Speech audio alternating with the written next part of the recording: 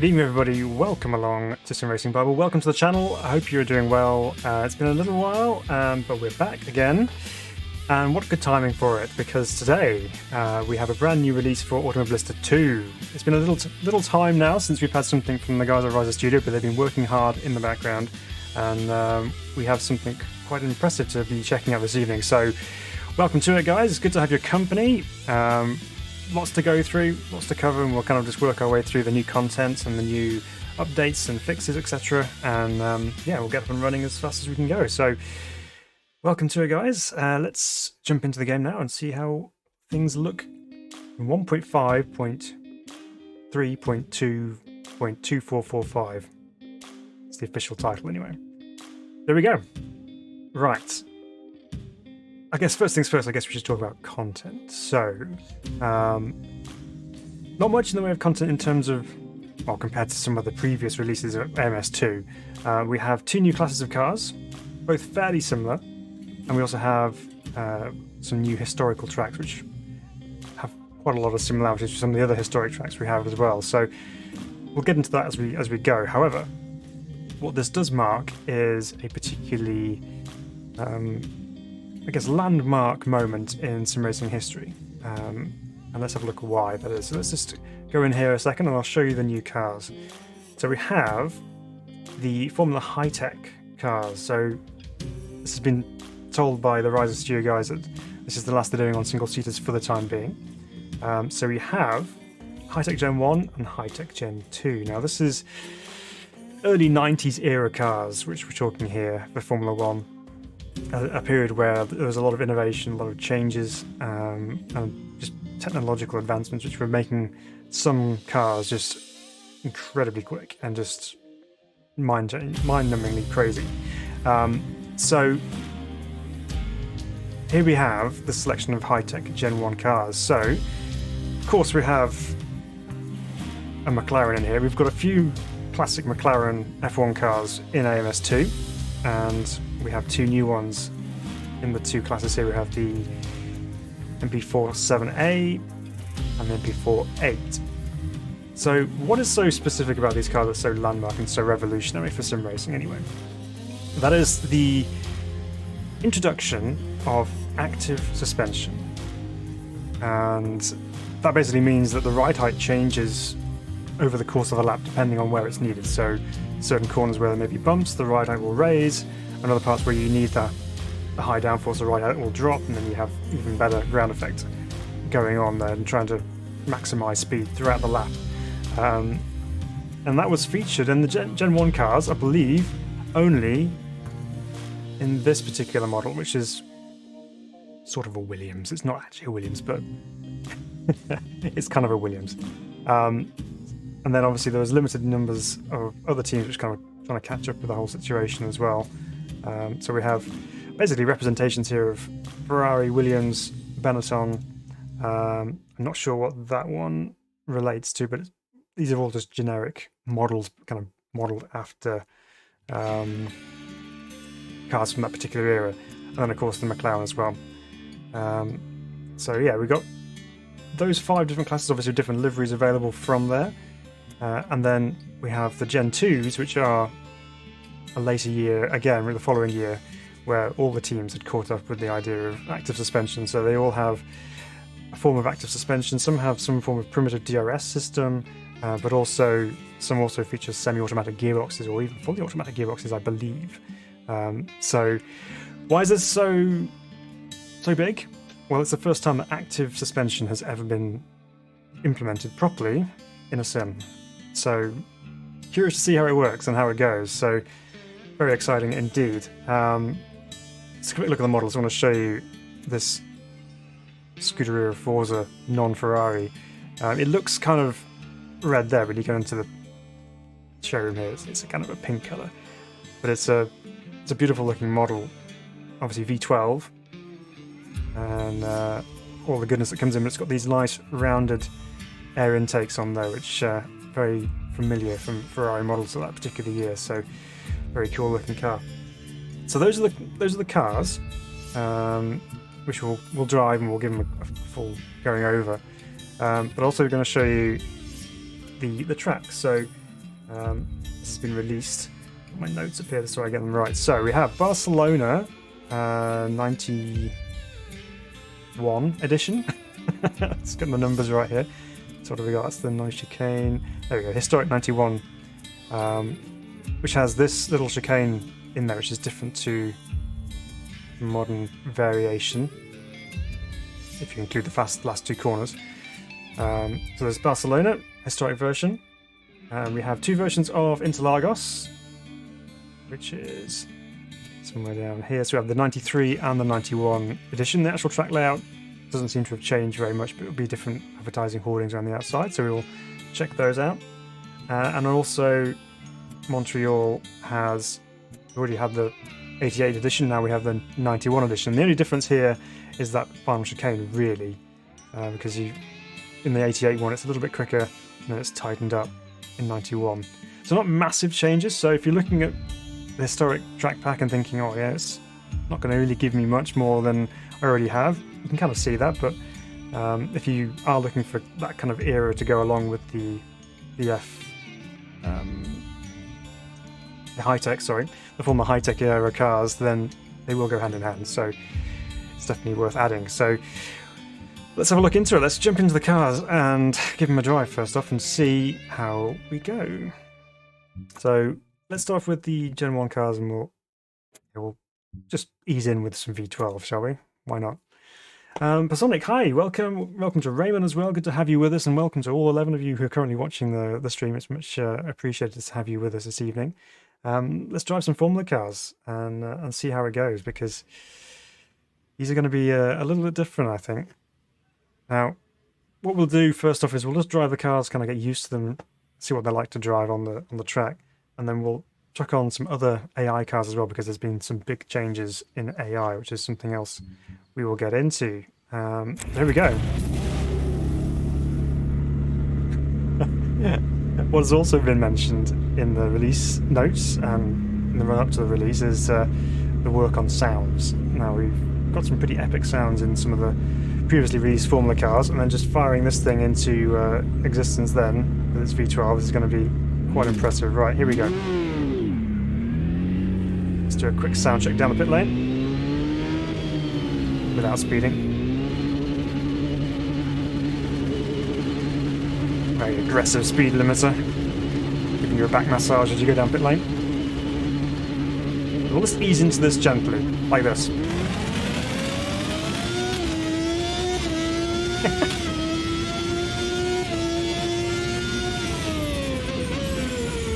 Oof. Okay, so first things noticed, traction control. This is one of the other electronic developments which was brought in this particular era. And you can just hear it crackling away. Oh, that sounds good. So quite invasive traction control, actually. It kicks in quite a bit. I'm being quite gentle with the throttle just because that's how I'm used to with these high-powered F1 cars, but I can probably be a little bit more aggressive. So it tries to get away from me there. Right, all fairly standard stuff for Barcelona until you get here. So it's not quite as tight, that corner, but it gives you this fast chicane there as well. So it's a pretty cool section. We'll get up to speed with that a little bit more as we go. So just listening to the sounds here, just making sure that there's nice continuity between all the rev range, so there's no obvious loops of what I can hear so far.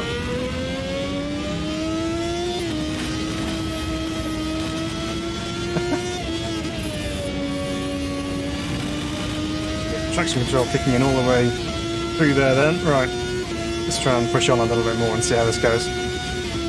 7 gears. Alright, underboard.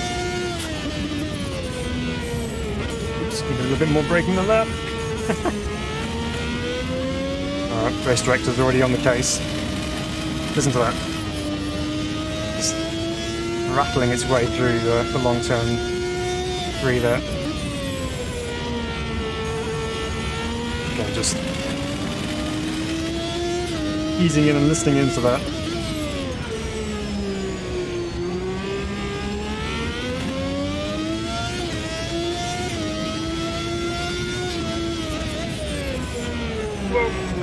It's not WRC, Phil. Come on, slow down.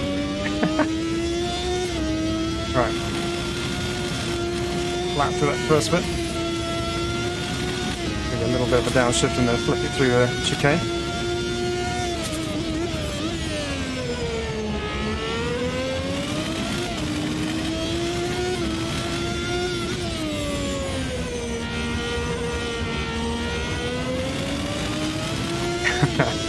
This thing is pretty grippy, even though little moments on it, but through the fast corners, it really has so much grip.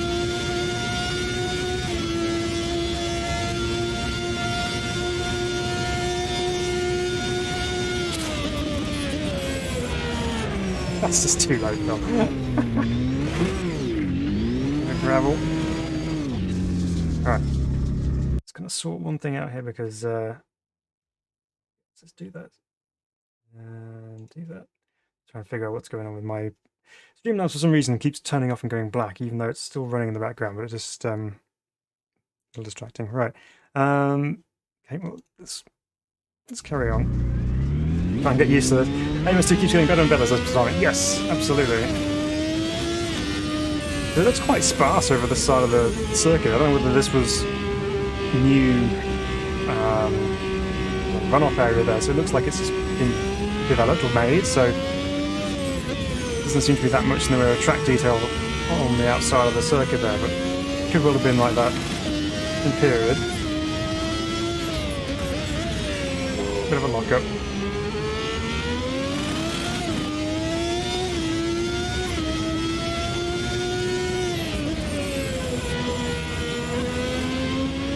So although we have traction control, I don't know whether I should just really totally lean on it and expect it to do all the dirty work for me rather than being careful with the throttle inputs. So let's do that. Yes, I don't know whether I should just try and... If I do try and ease into it, it's still going to kick in with traction control.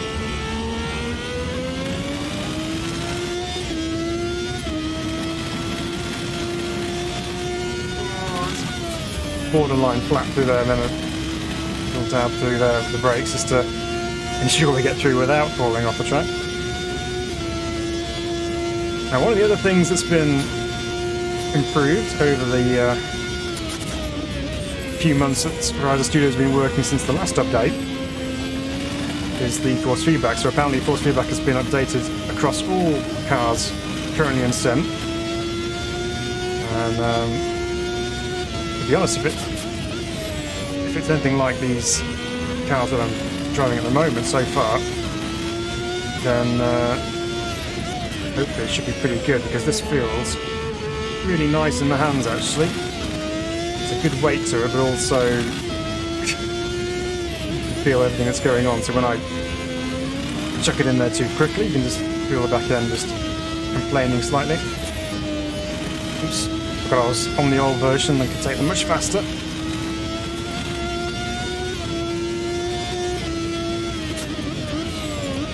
Oh, that's why. I mean, they may have a lot of grip, okay, but they are not superhuman. You can still crash. All right. Well, that's pretty cool, actually. That feels pretty nice so far. Let's check out some of the other cars in the Formula HiTech Gen 1s. Let's see how we go with that. Brazonic says, need to get some TC fitted Fusca. Does it need it? Really? Hadn't noticed the rear end being lively. We'll save the Williams for later, but we'll jump over and we'll go into the Benetton. So this is V8. So the Ford V8 powered the Benetton of this particular era.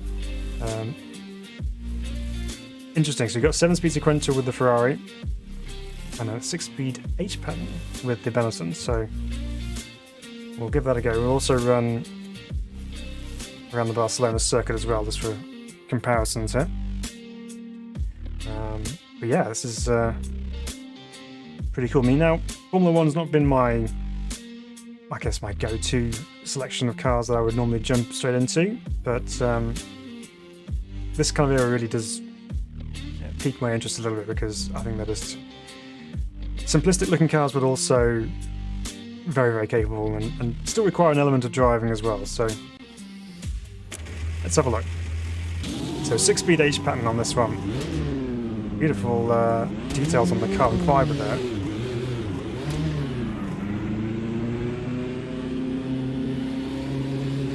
It's nice watching the light move over the weave and the carbon there.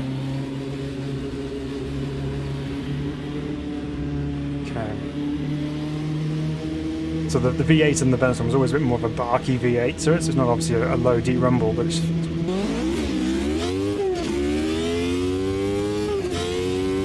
Now, there may well not be as much in the way of TC availability here, so we'll just take it a little easy on the way out.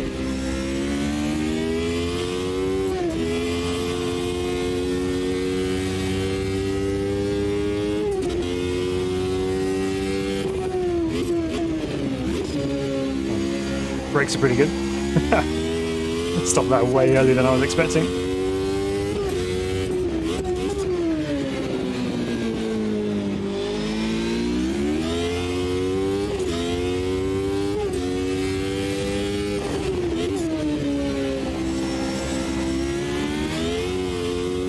Yeah, so distinct lack of any TC available with this car.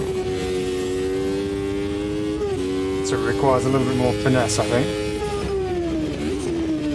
Also, each pattern gearbox makes you feel like the whole thing is slower, because there's just more to do when you're driving the thing.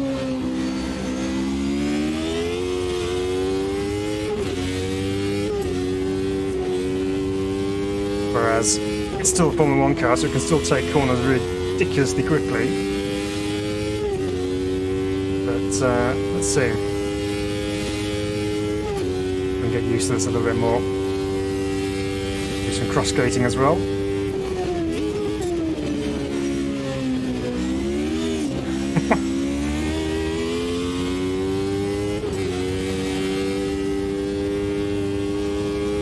So close. I think it's pretty much flat if you get the line right.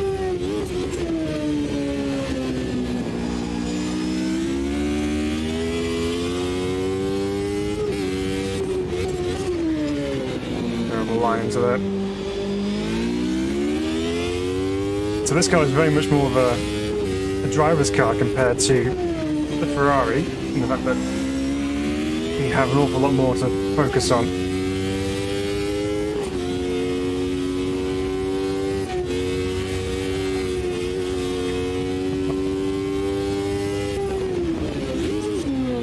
Oops, terrible downshift.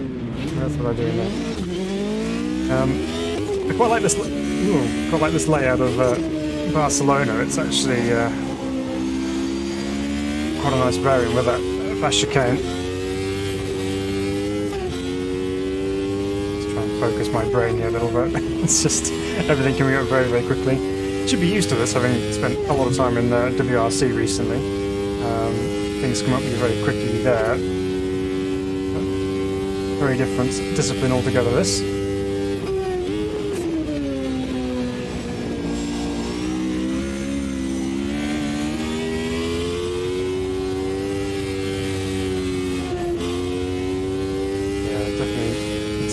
Sort the line out through there.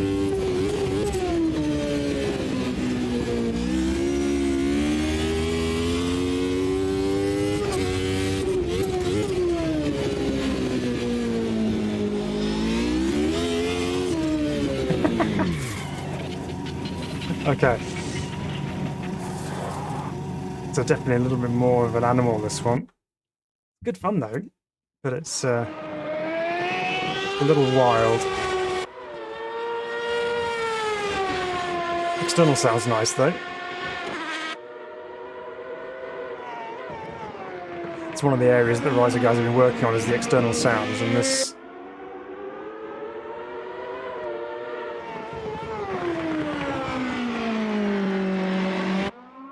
sounds a little bit more natural, like you would be at the circuit listening in, just listening it coming close to you like this.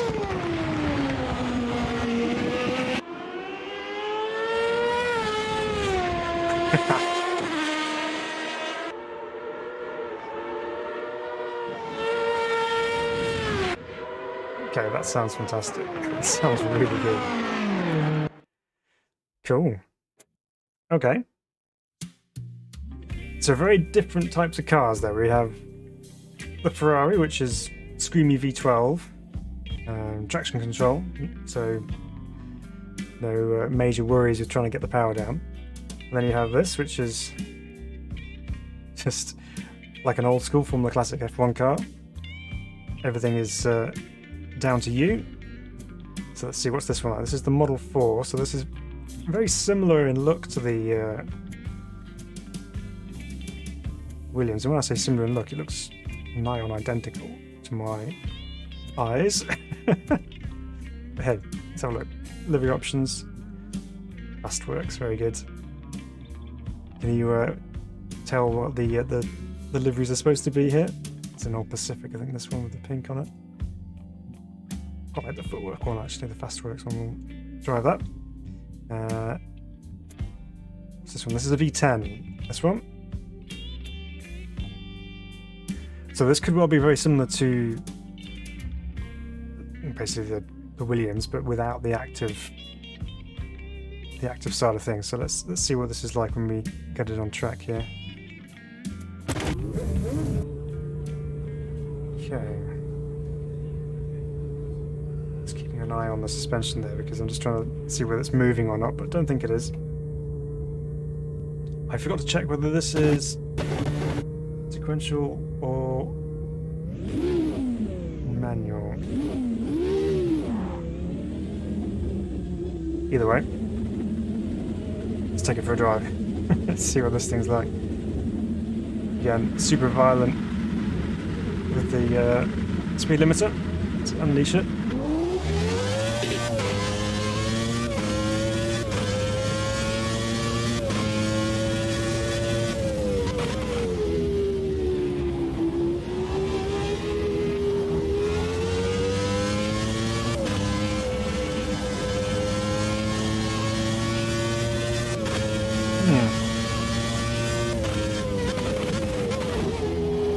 I mean, you can definitely tell it's V10.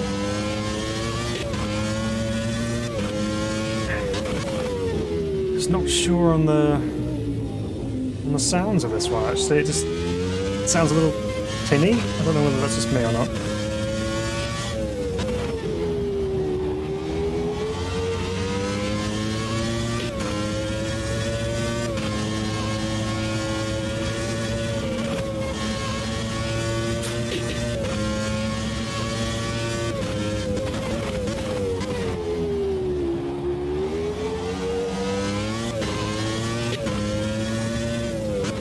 Again, there doesn't seem to be anything in the way of traction control. At least there's no traction control. I was going to say I couldn't hear any TC going off, but then the slide certainly confirmed the lack of electronic interference. Okay, let's do a couple more laps. Just give it a proper go here.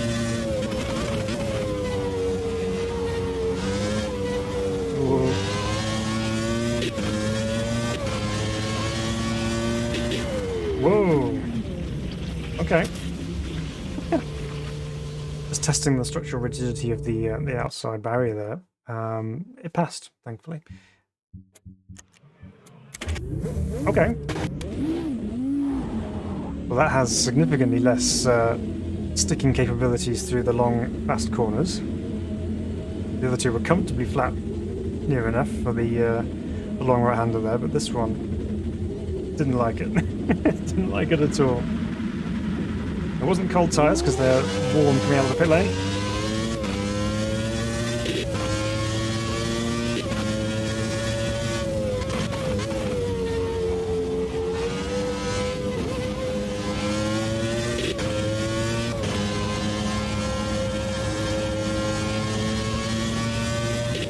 It didn't feel so bad then. Maybe it's just down to my line through the corner, possibly, I don't know, but...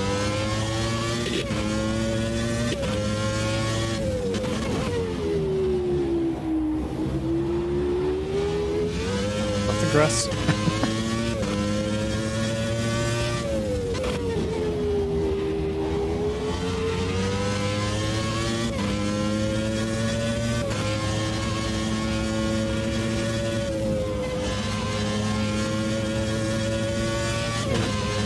must have been a pretty scary corner back in the day. It's so quick through there.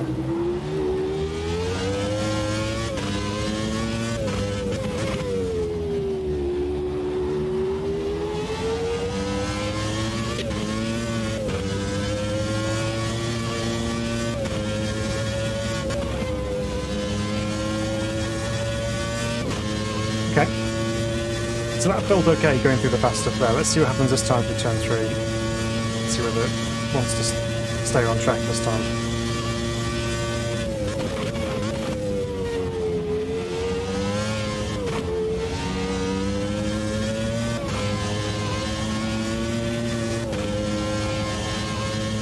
Yeah, a bit more behaved that time round. Must have been something I did wrong.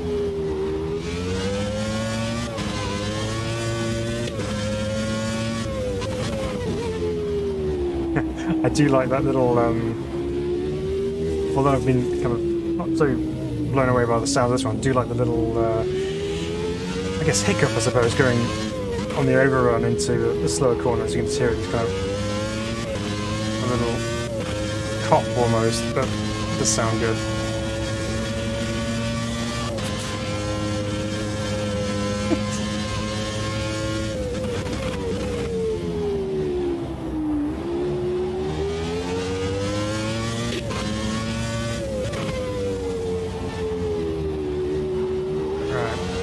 Again, another car where you have to be quite particular with how you put the power down.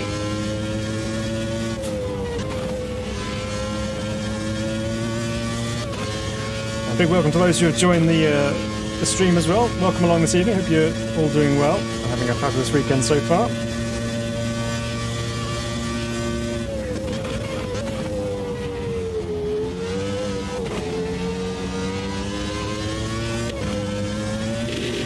Yeah, okay, so I think it was probably me. I was just doing a test there just to see title line was the issue. So it got on the curb on the inside as well, which brought the car around. So probably my fault. So that's fine. At least we now know. So that's the Model 4. Let's go for the McLaren here. So this is also a V12. This is a Honda V12, so it should be a different V12 sound to the Ferrari, hopefully. So what was that supposed to be? It is sequential. Okay, that's good. So this is also a 6-speed sequential car. 776 brake horsepower, so plenty of power on tap.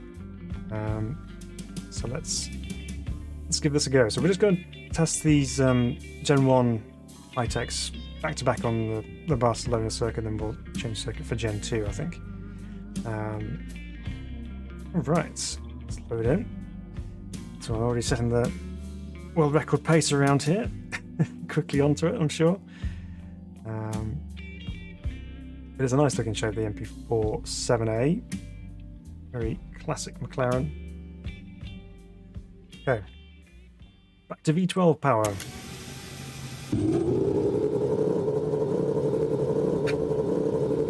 I mean, just sitting in the garage here, you just look at the steering wheel. How beautiful is that? It's so nice. Okay. Kind of nervous to take this one out, actually. Let's have a look.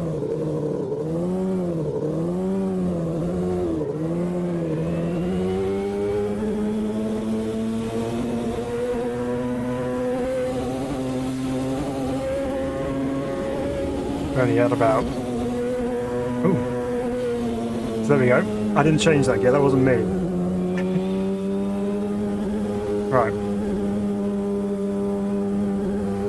Let's explore it.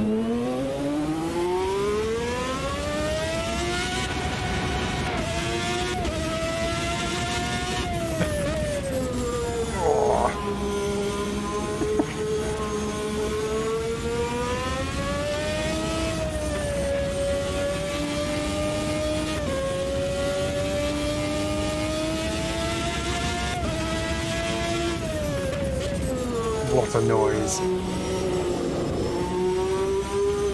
If anything, it's just as beautiful, the kind of mid-low range revs. There's a real raspiness to it. Listen to that.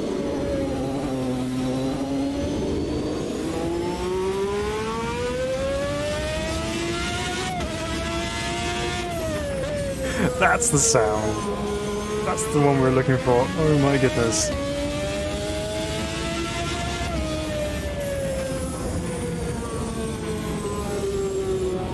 Just taking this in for a moment, because that's that's super cool. Welcome, Deadman Dust. No, don't worry, you're not late at all. You arrived precisely when you meant to. Have I missed anything? We're just kind of going through the HiTech's Gen 1s, and we just stumbled across my favourite of the group so far. Noise-wise, at least.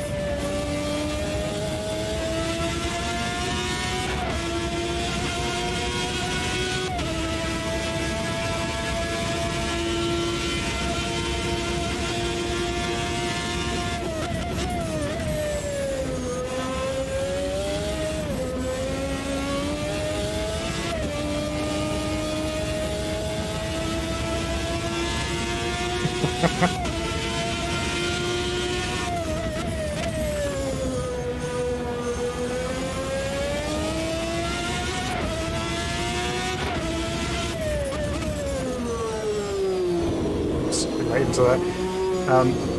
That thing is brutal. It just sounds so good. Almost to the point where you just forget about what it's like to drive because your ears are just smiling as well as your mouth. That is just so good.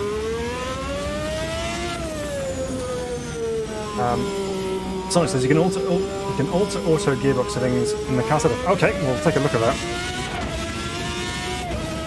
If I can get off the track. If anything, it actually feels like it has less front-end grip or turn-in capability than the other cars that we've driven so far.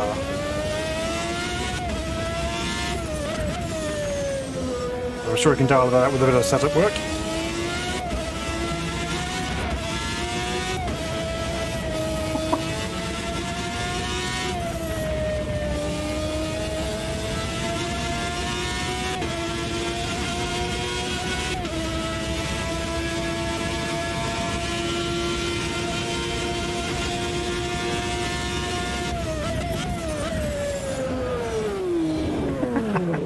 Pushing the luck a little bit there into turn one. That car is pure violence. That's all I can explain it is. Let's have a listen from the outside.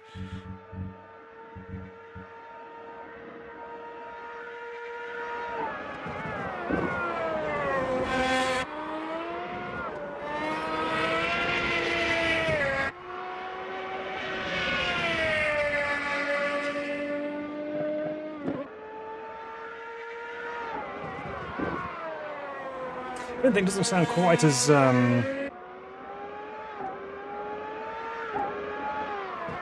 doesn't sound quite as extreme from the outside.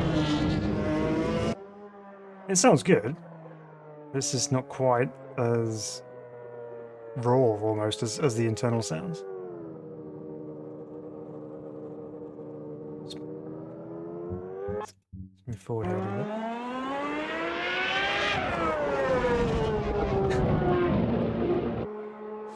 Okay, that'll probably grow me a little bit. Wow, that thing sounds insane. Let's have a quick look at the settings here. Let's go drivetrain.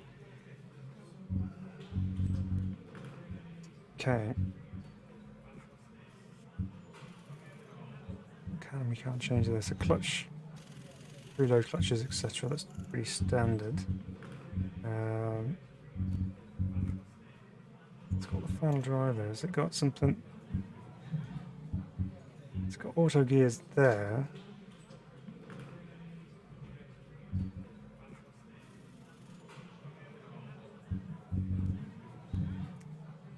I wonder if I'm missing something. Active suspension's got grayed out, so there's nothing you can. Does this have active suspension? Let's just go back to the average here. I was expecting, because when I jumped into one of them, it does kind of drop when you get into the car. Yeah, noise-wise, that thing is insane. But as I said, it needs a little bit of work on the front end because it's a little understeery going into some of those corners compared to the others anyway. but that's okay. So let's go jump in this then. This is the Model 2, which we've skipped over because I'm pretty sure this one is going to be the one with active suspension. 707 brake horsepower, so less power than the McLaren. And 6-speed sequential as well, of course. So anyone with 7 gears is the Ferrari. Anyone with H pattern is the Benetton still. Yes. So Dark Eminence is here. Welcome, Dark Eminence. Is confirmed what I just thought. So Gen 1 only has the Model 2 with active suspension. Yep, which I would have thought. So Gen 2 all models have active suspension. Yes, absolutely. So let's take a look then. This is the first one with active suspension that we're going to be driving this evening. So let's check it out and see what difference it makes. I'm sure it makes a huge difference because someone called Nigel did a really good job with it. So I'm sure it should be pretty spectacular. Oh, look at that move. Okay, so what we're going to have to look out for here. So you can just about see, outside the cockpit there, you can just about see the front wing end plates just sitting above the suspension arms there. So keep an eye on that, because if that comes further up into our view, we know the suspension has dropped back down again. So, oh boy, I'm excited for this. This is going to be good. Right.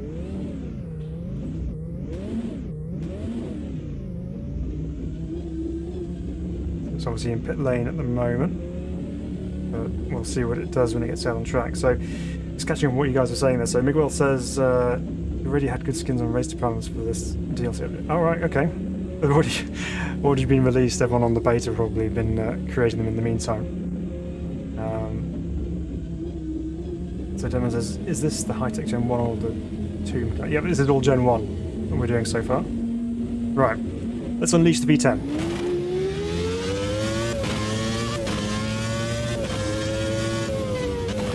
This sounds more like I was expecting from the V10 actually, so just a different V10 sound with the Model 4 TC working overtime, do that. Oh.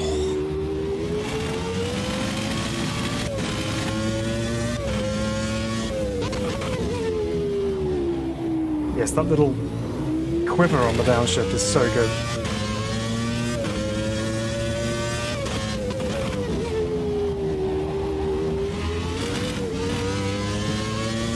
Still got to keep off those curbs though.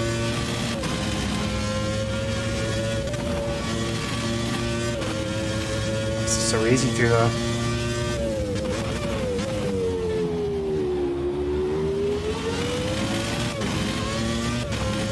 Just plant the right foot and wait for TC to help you out and off you go.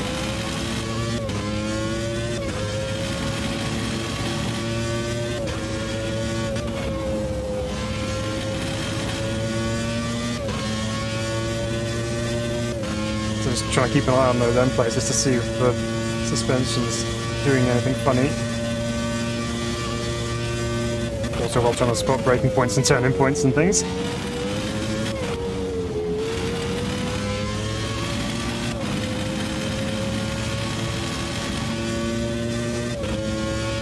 So obviously active suspension was pre-programmed by the engineers in the garage based on the individual circuits, so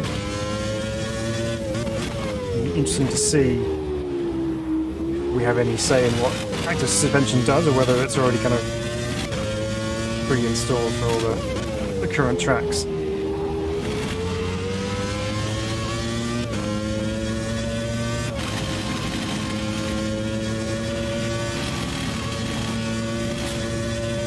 We even need to lift.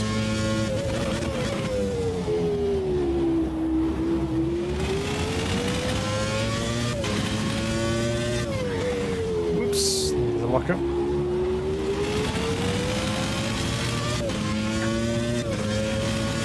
Fireworks.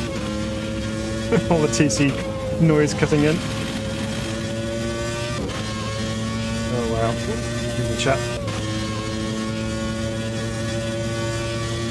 This is also the one with the DRS. Ah, yes, it has the DRS graphic on at the bottom there. remember which button I use for that. I have it even set up. One thing I can definitely tell you with this particular car is driving around this circuit is much easier. Still mess it up though, like that. But it is a lot easier to drive. It's really eating my words at the moment. It is, I promise. It just means that it's very confidence inspiring, which could also lead to overconfidence going to some of these corners.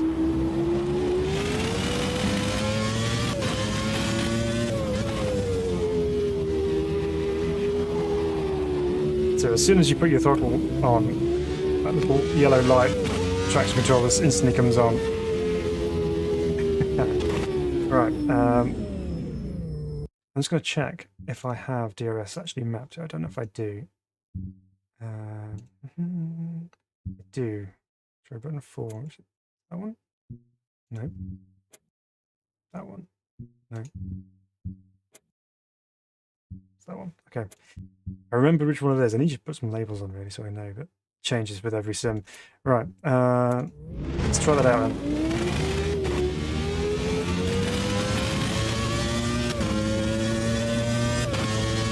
DRS is enabled.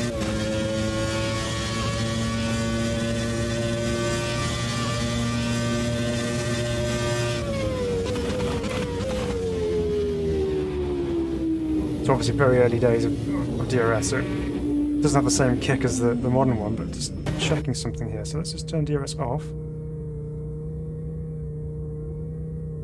There you go. So if you're looking for, this is Dark Element says, if you're looking for DRS, you need to activate and deactivate manually via DRS button map.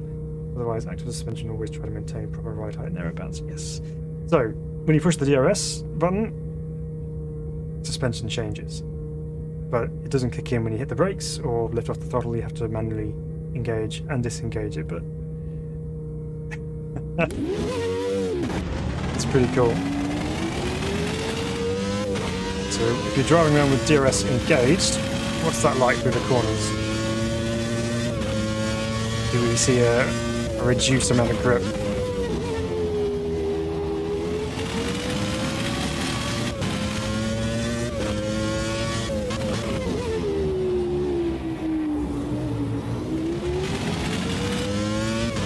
Possibly.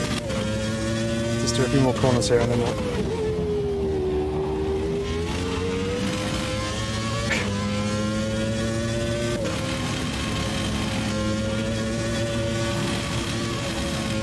Yeah, it's definitely slippier.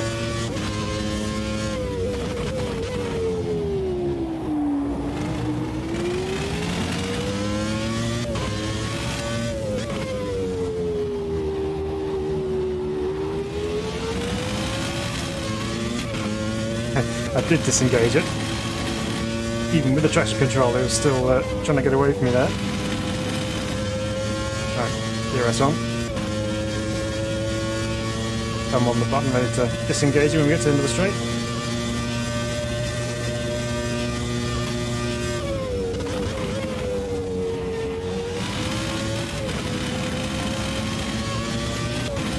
It's a huge difference to the drivability of the car.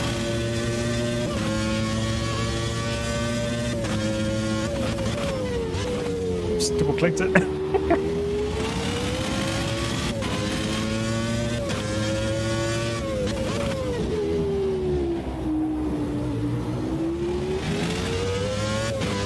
For use when you really feel you need it.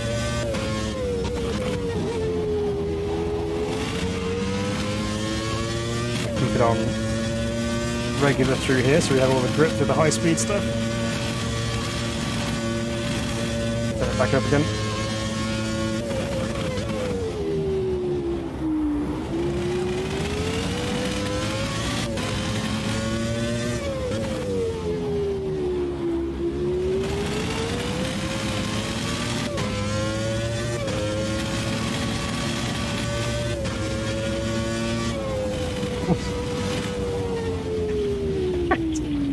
Oh, there's a the gravel. Yeah, a sudden snap of turning right there. All of a sudden, there's loads of grip, and then all of a sudden on the grass on the inside. Well, that's pretty nifty.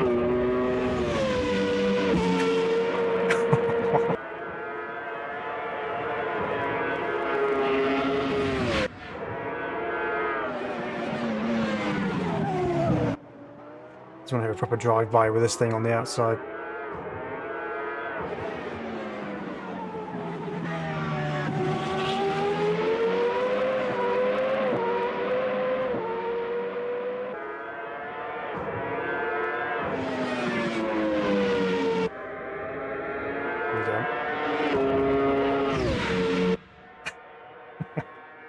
And sparks as well, of course, which is not something I've seen in AMS2 before. I think this is also part of the update. It's a very awkwardly placed Marshall's hut or camera, depending on which way you want to look at it. It's okay.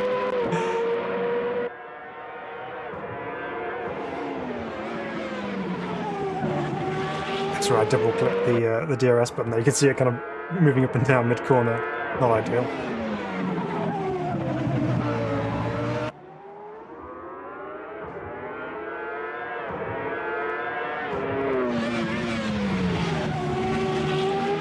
Yeah, just see it. It's on the braking there where I turned it off, you can just see it's got down again.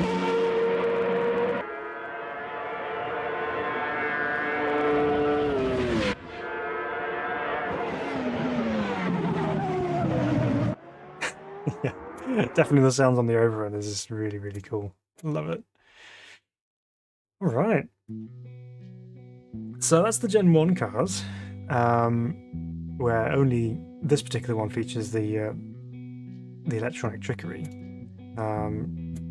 Gen 2, we actually lose one of the car types, and we just have the V12 Ferrari, the McLaren, sorry, the Williams, the Benetton, which has now evolved from an H pattern to a sequential gearbox, and the McLaren, which we have lost several cylinders, which is the Ford V8, I think it is. Yes, Ford V8 in this one, rather than the Honda V12, which is a shame because the Honda V12 in the MP7 is quite special, I think. Yeah, so all 6-speed sequential, so we lost a gear in the Ferrari as well, so that's gone down from 7 to 6. But of course, it's a Ferrari, so it still has its V12. But yeah, so they should all have active suspension on them. So let's give them a drive. Start again off with the Ferrari at the top. Let's change our circuit. Let's go find another of the historic ones. So let's do one of the Interlagos ones. We'll do 93. All right, slow down. See how we go. The Dark Eminence is providing all sorts of insight in the chat here, so definitely worth reading through some of his comments and seeing what he's got here. So what have we got? So Deadman says, that's so cool, I love that it's shown physically and it isn't just left to the numbers you can't see. Yeah, it is. It's definitely fully implemented, which is awesome. So Dark Eminence says, it's rather subtle actually, no comparison to today's open wings. No, as I say, I think it's a lot less prominent than the modern ones are. Yeah, we did definitely lose a little bit of downforce as we're going around with DRS on. Yeah, the V10 Williams definitely sounds pretty crazy on in the cockpit view as well. Yeah, I mean 92, the Williams was just miles quicker than everything, so just destroyed everybody on track. I think it wraps up the championship really early at Hungary. I think at the probably midpoint of the season. I think something like that. Yeah, massively quicker.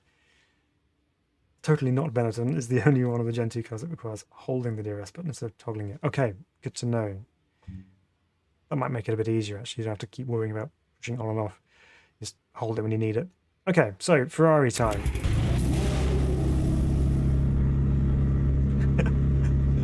More engine startup goodness as we engage every one of those raging horses in the back. Right, here we go.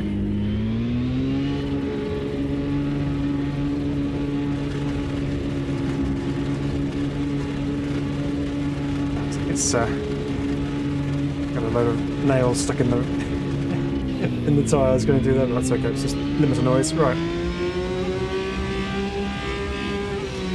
Very different pit exits.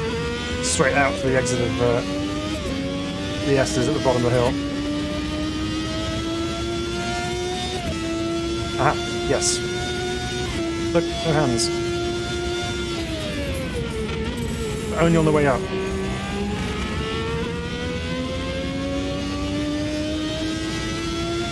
The semi-automatic gearboxes.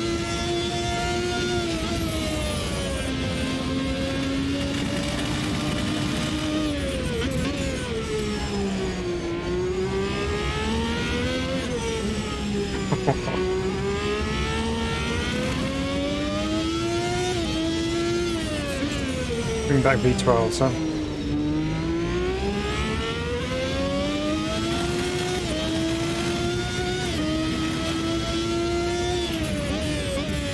Do feel a little bit odd with the semi-automatic gearbox though. Feels so lazy.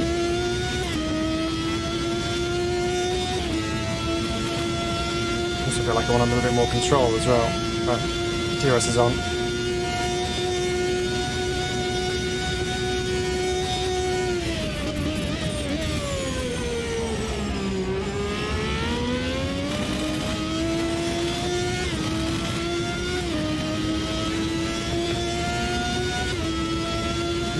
DRS, need it. All the help we can get.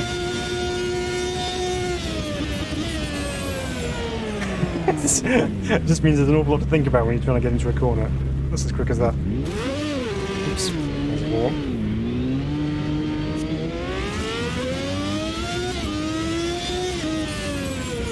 So just seeing, just out of the corner of my eye on the steering wheel there, you see there's a little button on the right hand side there. So you've got a torque button now, obviously for the radio back to the pits, but you've also got a circle button. I wonder if that's your DRS button, I'm not sure. Maybe Dark Eminence can help us out with that. Maybe just casually pull away in third gear.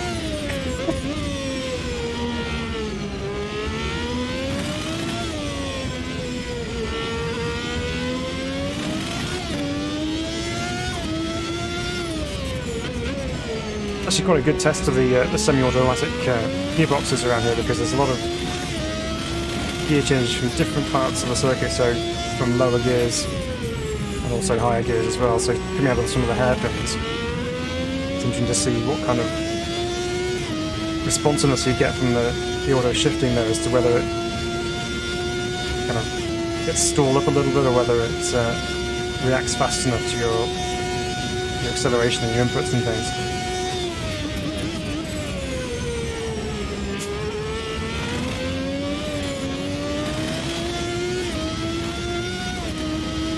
Hey Marty, welcome along.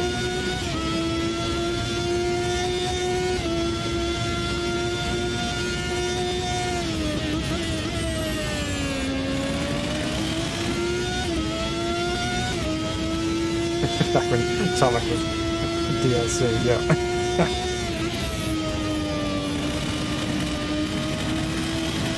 Whoops. Thankful for that bit of tarmac. Helped us avoid the wall at least.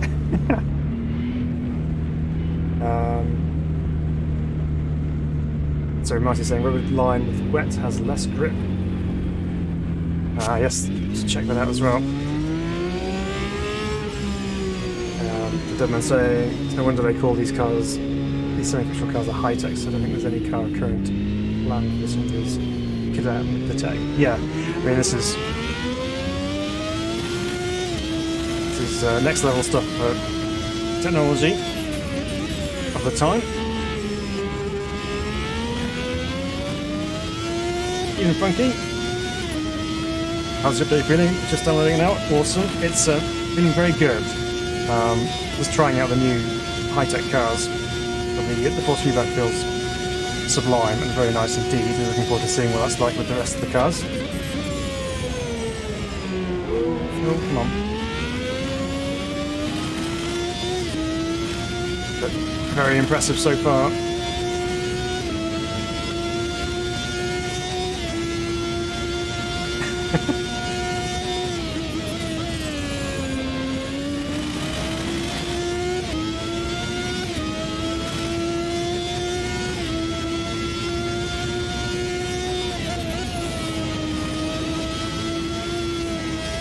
Beware of the grass on the outside there.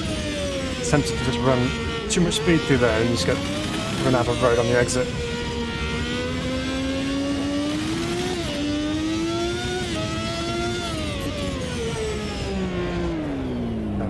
That's me looping it in there, but just appreciate for the moment the beauty of the painted grass, the shell there on the inside. How cool does that look? Right. Yeah, well that's pretty cool. V12, big tick. The active suspension working well. Traction control as well. So very nice. Right, let's go for the Benetton, and we'll again work our way back to the Williams, as we just drove a Williams before. So we'll drive this one now. See how Benetton have upped their game from the previous year. So Marty says, Renato mentioned to 2 different companies offered to buy at Riser. He said no. Good on him. Good on him. And keep producing stuff like this and you'll get interest from everywhere. This is top quality stuff at the moment. So Dark Eminence says, it's quite funny, the totally not FIFA G2 M1 car is actually the pig in this class, still technologically insane. Awesome. So Deadman says, one thing I think MS2 really has over some sims is the track scenery, especially on the race day with full decoration and crowd. Yeah, so we're obviously in test day mode and there's no crowds here to watch me test, obviously. I wouldn't blame them. But yeah, once you get into race day, it's alive and looks amazing. So you can try reducing diff coast ramp and increasing preload for the Model 1 car. Still be a pig, but it doesn't do the ground loop as much at Interlagos. Okay, there you go. Top tips from the man himself. Right. There we go. All rise for the Benetton. Okay. Still V8 powered. This time with a sequential box. So I don't have to worry about my H pattern on this one. But obviously we have active aero, and there you go. So doesn't change much, but when you're at speed, it should do. Right, here we go. Got a risky bit of the exit there, isn't it, really? You think about it how it is now, compared to that.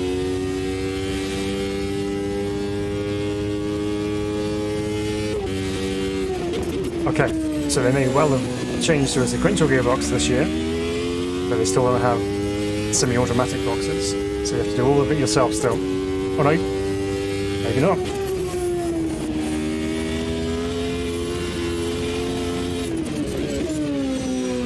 Try that again.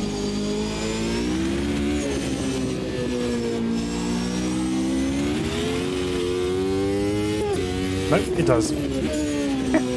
Just wasn't shifting for some reason.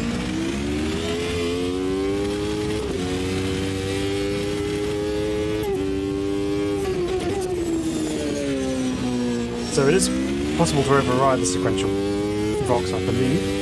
Yeah, so you can full rank if you really wanted to. You felt it wasn't shifting up early enough for you, or you wanted to short shift out of a corner.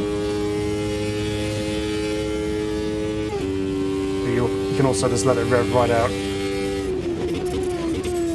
and let it take care of itself.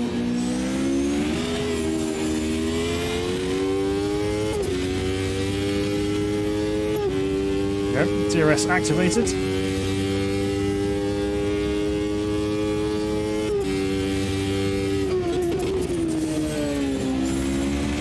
That's a much nicer system actually, with the press and hold rather than the toggle. Much easier to use.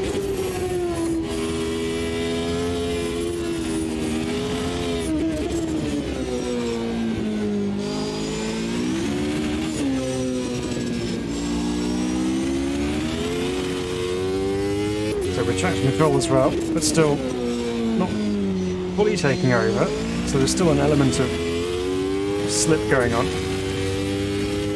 So you still have to be a little bit careful with your inputs.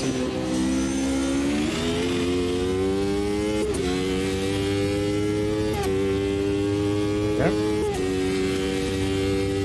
go. Stand taller than your competitors and slip down on them as you glide past them with your superior top speed. And then sit down ready for the corner.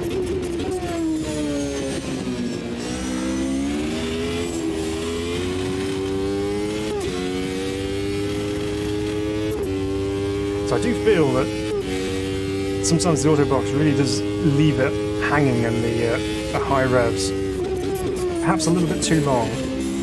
So some human intervention may be required at times, I think.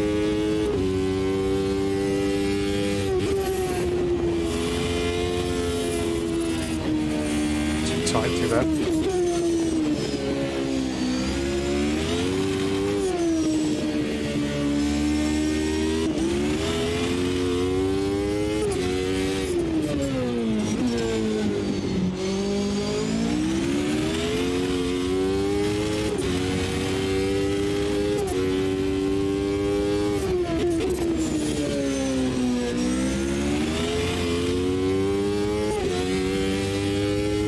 You do run the risk though if you're out trying to manually override that upshift. But if it does shift before you do, then you might end up double shifting.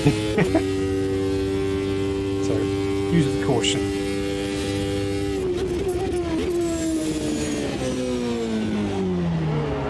There's the rotation we weren't looking for. Okay. So a significant step up for Benetton from Gen 1 to Gen 2. So yeah, it's pretty good. I mean, I do quite like that actually. The definitely prefer their system for DRS. I think that works really well, where you can just hold it and just release, and then you can actually focus on getting your car into the corner rather than trying to toggle the button and then reach for your downshift. Especially if you haven't got it mapped to a particularly reachable button. I could probably change that myself. But, you know what I mean? It's just a little easier when you can just release it and then you're free to do whatever else you want to do then. So definitely my preferred DRS option with the Benetton there. Right, well let's go with the V8 powered McLaren, the MP4-8. This features in R-Factor 2, I believe, but I don't think it has active suspension from what I know, so this will be a proper simulation of the McLaren. So let's take it home. Let's take Ayrton's McLaren around Interlagos and see how it goes. Much less horsepower. So if you think, you know, the Honda from previous years was like 770 something, was it? And this is 662. A huge drop in horsepower, which was a big part of their issues, I think, of trying to compete. It was just lack of power. So if it had the horsepower to compete, it could have been a real challenger for the championship that year, but fortunately just left behind in the power race. So here we go. So Dark Emma says the Benetton from the previous one was the Schumacher car, lots of cornering ability, no straight line speed. Oh, okay, so yeah, you're getting Jake was getting engine damage, was he? Yeah, I think it kind of leaves it in the rev limiter just a little bit too long, so you just have to coax it. Okay. So again, it's like being in a Citroen BX. This you get in, you turn the engine on, all the hydraulics, like whoop. So let's just do a quick. So it's pretty quick when you do tell it to do that. The initial kind of calibration, I suppose, of the active suspension takes its time going up, but when you do flick that button, it does move very quickly indeed. So again, if you just look at that steering wheel, it's just simple, it's pure, it's got a couple of buttons on there, but it's just nice, isn't it? Right, here we go. What we do is all the temperature in the tyres.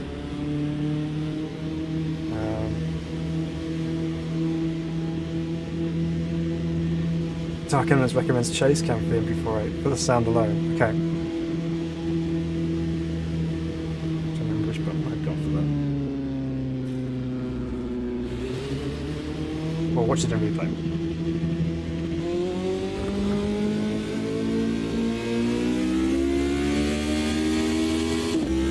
It's a little sound check.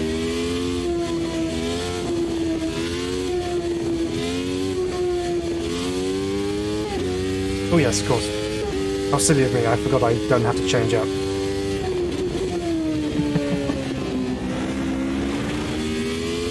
mean, what was I thinking? Shifting gears. It's for those minor drivers in lower level categories in Formula 1 now. Everything's taken care of for you. Downshifts are sharp, aren't they?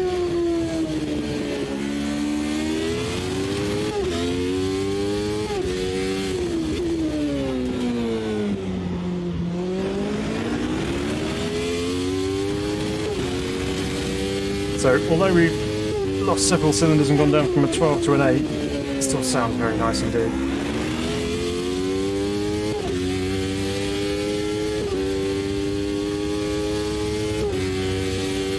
It's the traction control light flickering even on the way up the hill there. Like that in 4th gear. Right, down to turn 1 then.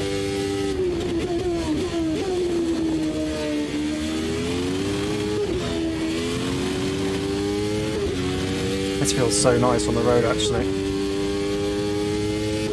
DRS on.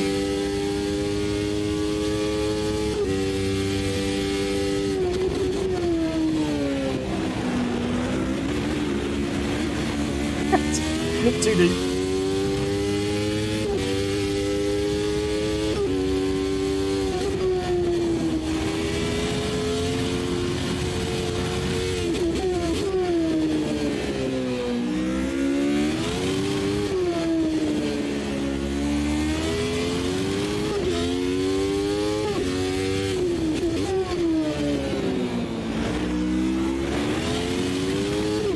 Yeah, this thing feels really nice on the road. It just got a nice drivability to it, so getting off the corners is really quite easy to do, but you have a really good feel for the wheel as well as what's going on. A late DRS call there, but there we go. Deactivate it.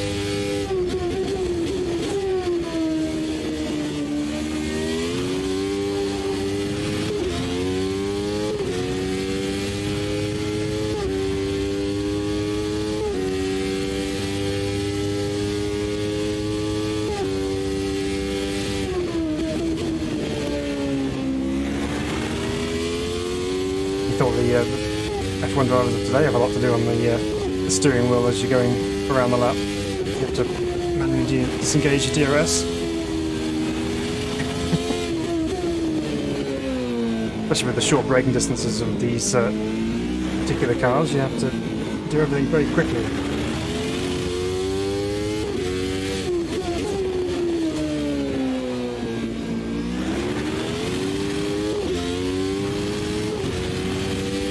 Yeah, leaving the shift quite late there. I think it was in 2nd gear.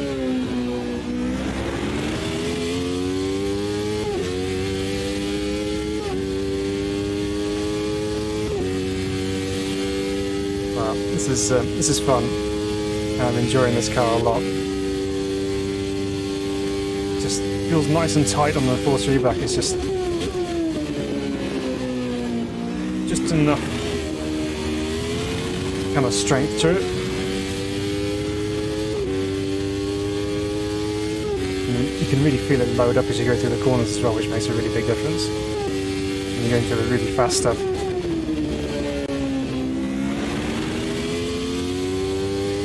When you're on the slower stuff, it's a little bit lighter, but you can react quicker to when things go slightly sideways as well, which is very good.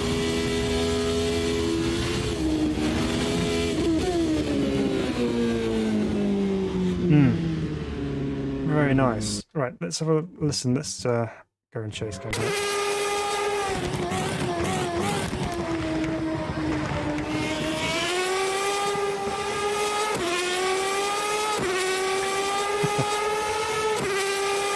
Yep. You can see why you recommend chase cam. Sounds awesome.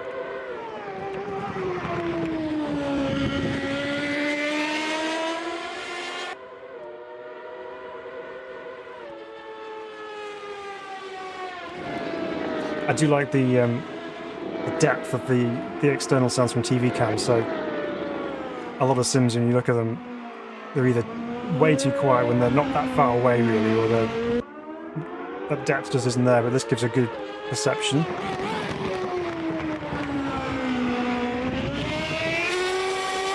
And then you get that real harsh rasp as it goes past.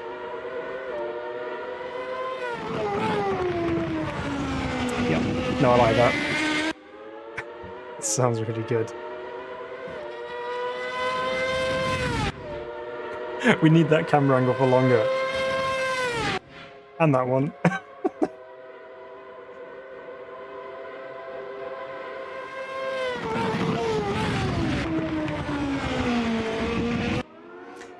Yeah. That sounds wicked. I love it. Yes. Some of those flyby cams we need a little bit longer, and then we can enjoy that sound as it goes past us in such a hurry. Amazing. Right. So, the Williams then, the one that set the trend the previous year, and everyone else caught up. Let's see how whether it stayed pretty much the same, or whether they've moved the game on even further as well. So, just checking up here on what you guys are saying. So, Wibble Wobble says, can't wait for the modding community to sort these. Oh, in terms of livery, you mean? Yeah, that'd be cool. I think someone mentioned there's already a livery pack available on Race Department, so I have to go check that out. So Devon says, I wonder if active suspension survives today in other motorsports or road cars.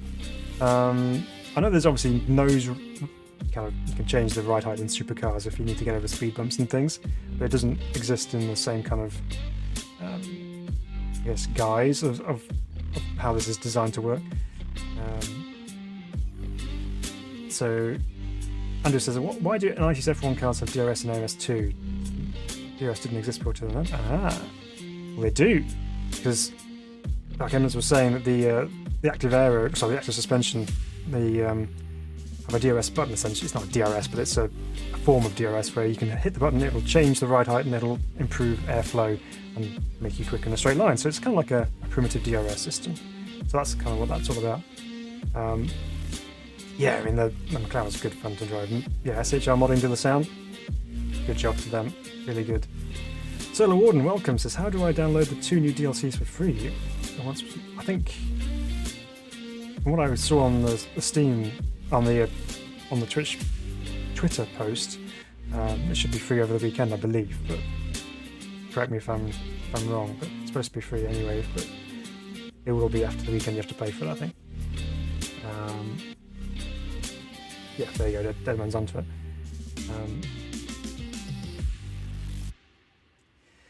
Cool. So what else is going on? So, well, I also, to be honest, want Rise of the Survivor. Happy to give them. Yeah, of course.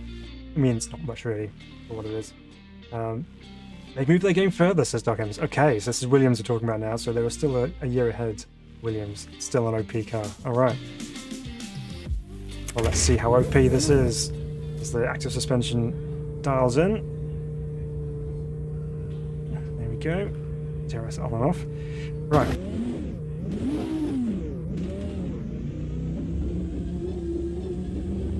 V10 time.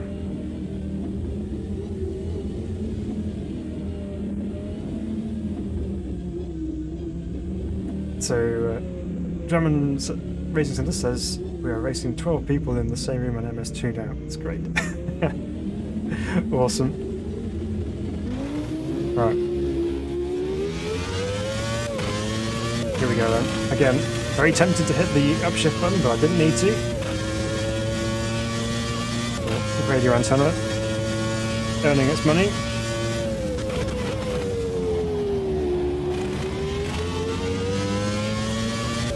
We're in the same physical room. Oh, awesome! That's even more fun. You're all in the same place together. Wicked.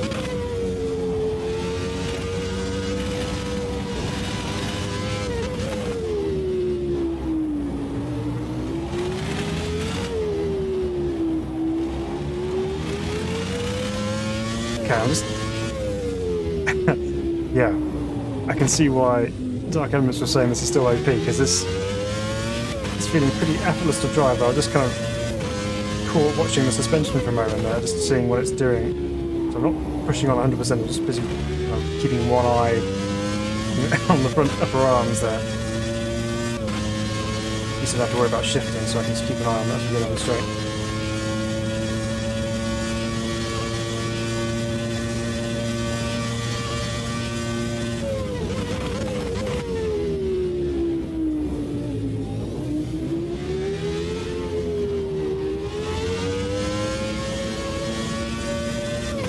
I'm just kind of paying attention to other things here rather than the actual driving, so don't judge the driving because it's not it's not how it's meant to be. I'm just watching things moving around. You're obviously very subtle around that, you're not going to be changing loads as you're going through the corners, but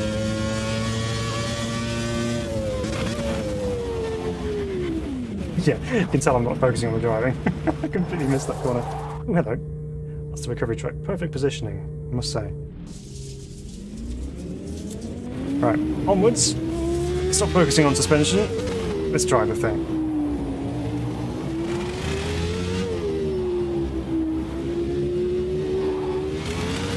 I said stop focusing on suspension. That's looking at it again through the... Right, come on. Let the car do its thing and you do yours, Phil. There you go.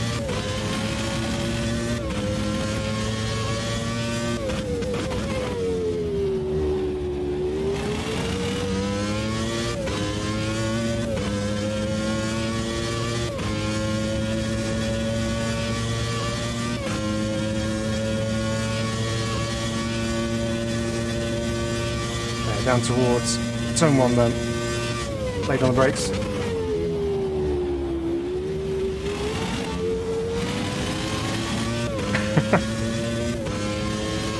Yeah, well that's pretty easy actually.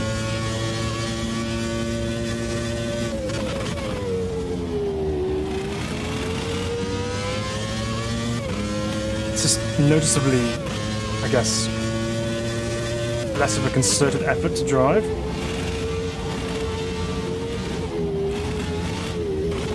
Perhaps even a little quicker through the corners. Not when you do things like that, obviously, but... Okay. Let's just focus a little bit here. Let's try and dial this in here.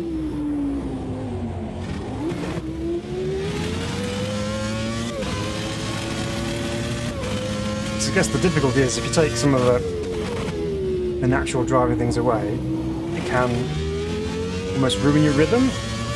So when you're so used to just using this hand for shifting up, you don't have to do that anymore. Even though it's only removed a very simple thing, it still kind of makes you think about not doing it, so therefore you end up messing something else up as well.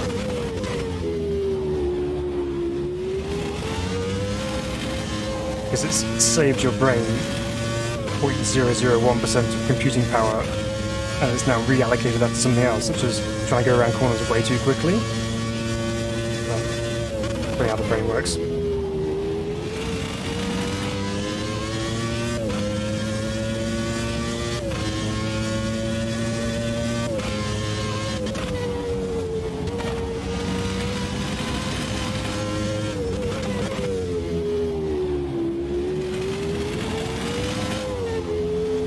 Problem, because these cars are just so capable, you really do feel like you can just throw them into corners and expect them to do everything for you. To a degree they can, but there are limits.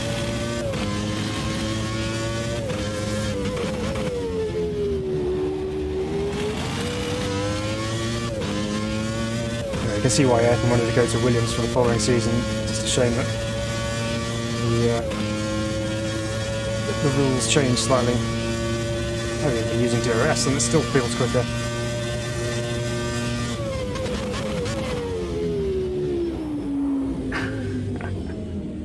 Yeah, that is quite the weapon, that thing.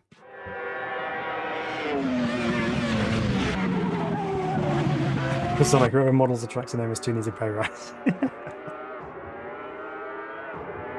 Yeah. It's really good. They do a great job with the historic tracks, and all the tracks in general. And indeed the cars, with cars like this to play with. I mean, it's just, we're spoiled, very much so. Draman says, what a great channel. You need more subscribers. Oh, thanks. Appreciate it. Thank you very much. Yeah, if anyone's watching, they feel free to subscribe and they haven't yet already. Please do so. It'd be great. Much appreciated.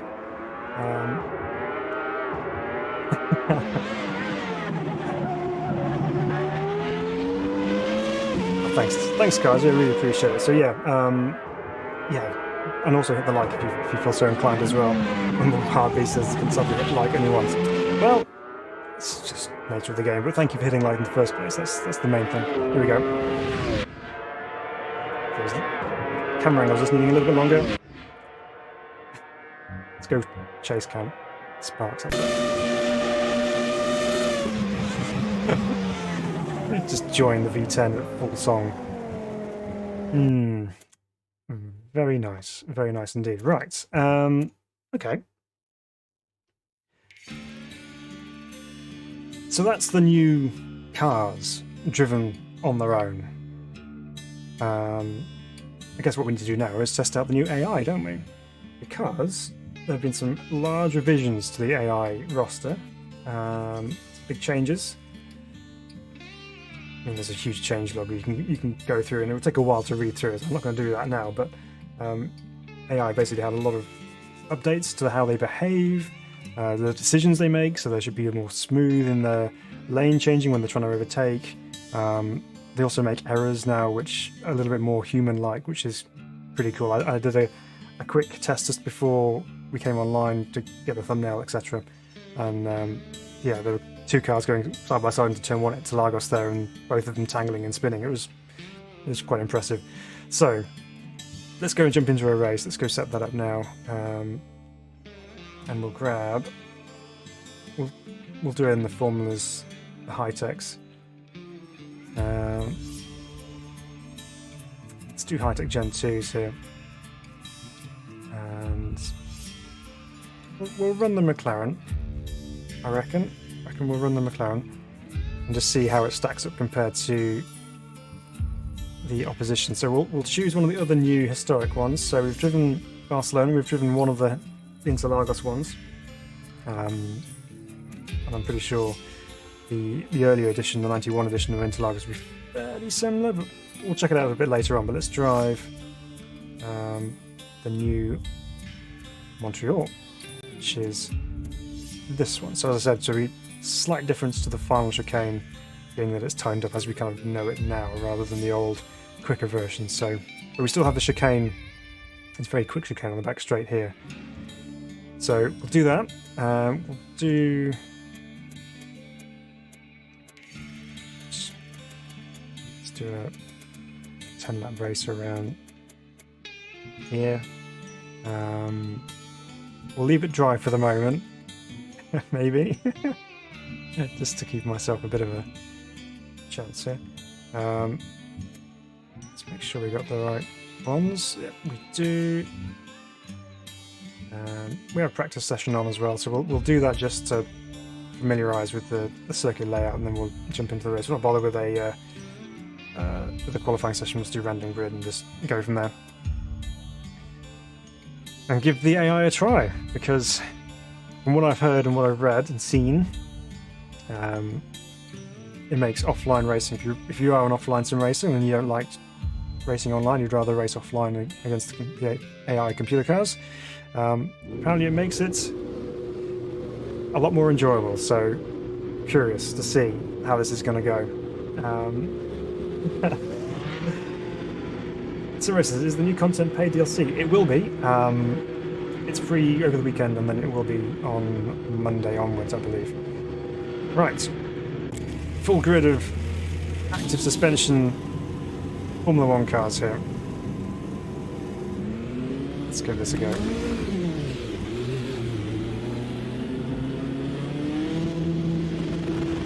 About BMW M3 safety car over there. Very nice.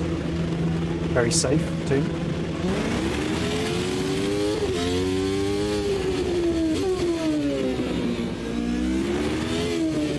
The stands are very empty for practice day.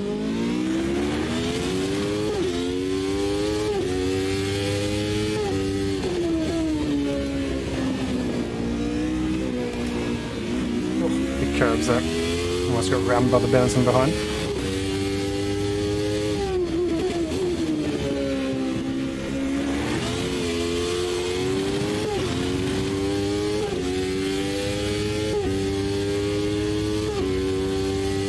Okay, down to the bridge chicane. Again, try and avoid those curves as much as possible because they are rather large.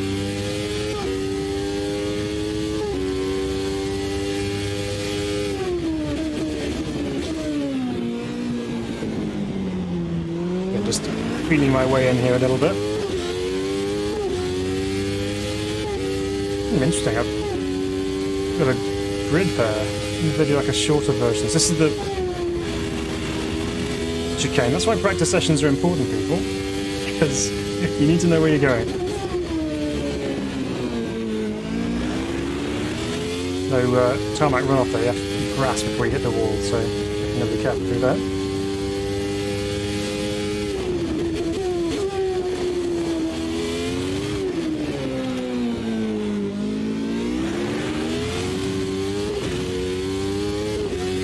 Here we go.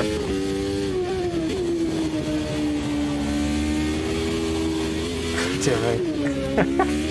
Come on, Ben, get out of the way. Leave me alone. Yeah, that's right, you just threw sparks at me.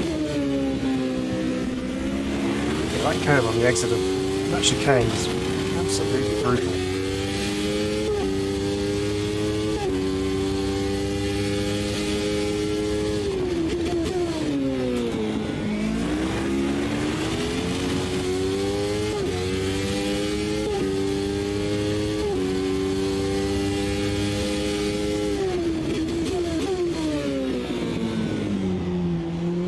Hairpin. Definitely giving the traction control its job to do through there. Right, this time we'll get this chicane right. Go to the right. It's easy flat through there, you just need to get the right line, otherwise you're in all sorts of trouble.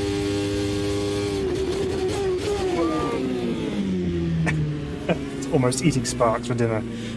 Okay, well that's enough practice.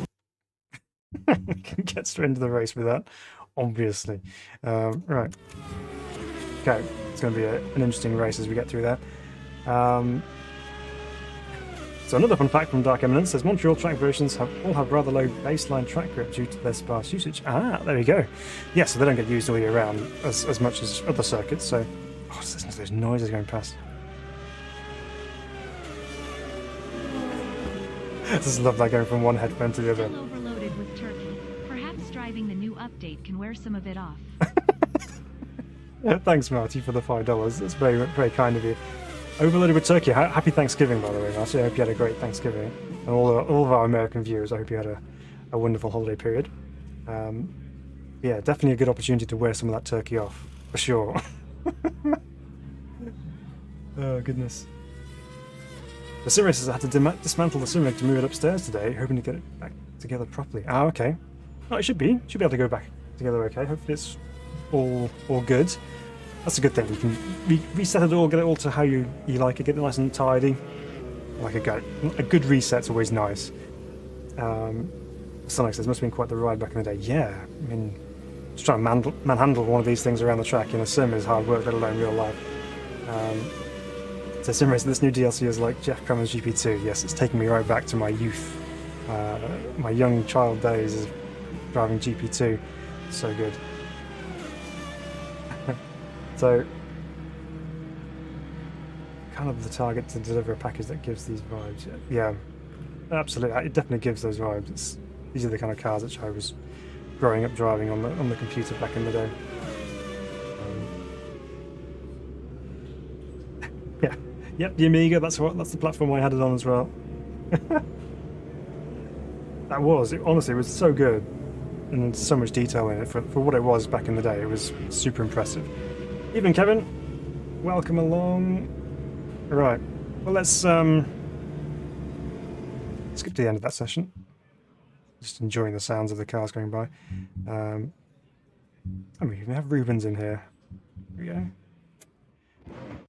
Right, so where are we on the grid then? So we are 13th. Lucky us. So Let's have a look at some of these non-realistic names. Like John Alari, Ares Silver, okay. Gerald Bauer, Marty Trundle, and Mark Trundle. John Sherbert. Love it. Kurt Haslinger. JJ Dato, yes, sir. Yep, okay. Edward Vine, yep. Rick Dalmas. Very, we've actually got Luca Badeau's name in here. Is he in part of the... Oh, safety cars at the back of the grid. That's good to know. Alright. Good job with the fake names there, love it. Okay, well, starting from P13 on the grid. Not very much in the way of expectation, but let's see what happens with the AI and see how we get on. These are original names, what do you mean? Of course they are. They're not meant to represent anything else, of course, obviously. Very, very, very good names, I like them. John Newhouse. Yes. Right, here we go then. First standing start in one of these things. It was terrible. Still have to worry about the shifting. On the way up anyway. Big knock up into turn 1. Coming through. So you know who I am. I'm driving a McLaren. Right, here we go. Let's see how this AI behaves then. First of all, let's try and avoid that curve next time round. Let's do that. Well, so far they actually got off the line pretty well, and they've not been particularly slow through the first couple of corners as well, so that's actually been very solid indeed.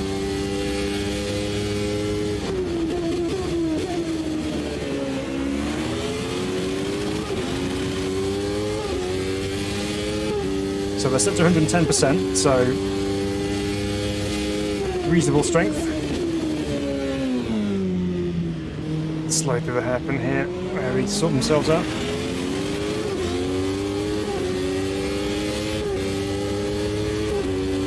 Let's put the toe down here. Oh, I forgot we've got DRS as well, maybe we should use that. There we go. Oh, I saw it right on my gearbox.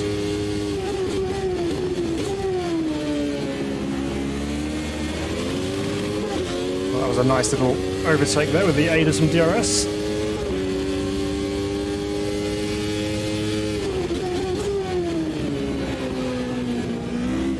Oops, sorry, apologies.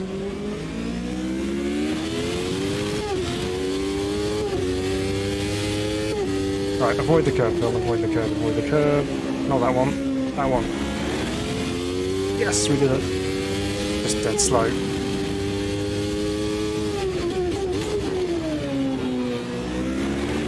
There you go. AI getting together. Helps us out. And it wasn't me for a change. So that's always pleasant.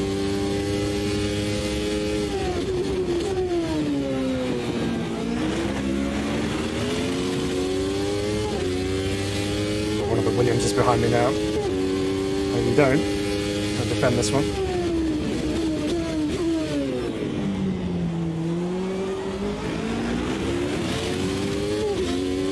DRS active again. It's P9.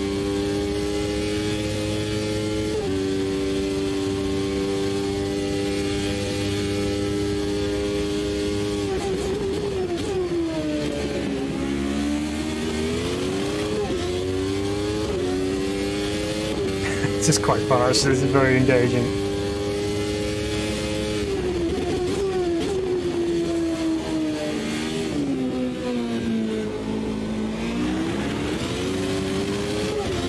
They certainly get off the corner very well, though.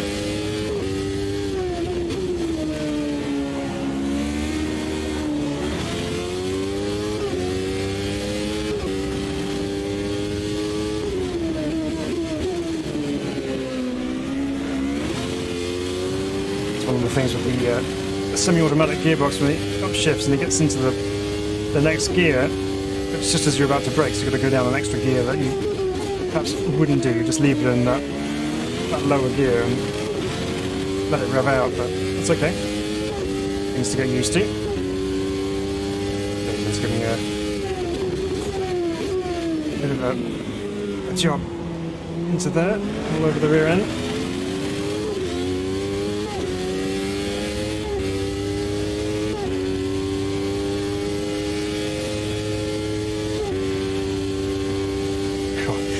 Sparks as they ground out through there.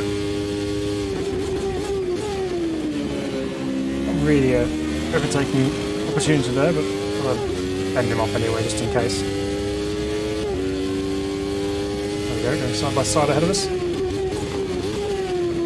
How's that going to work out for them? Oh, look at that. What a great move.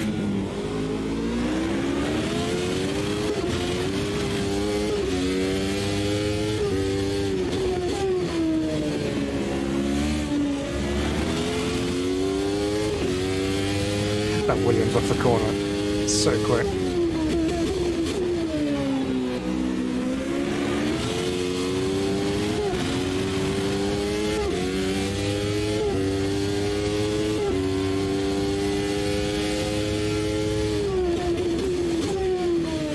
Starting after 11 go.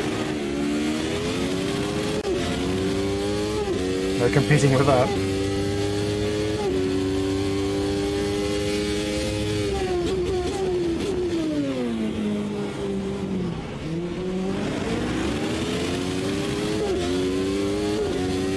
See if we can open the door for us a little bit. There's Ferrari ahead.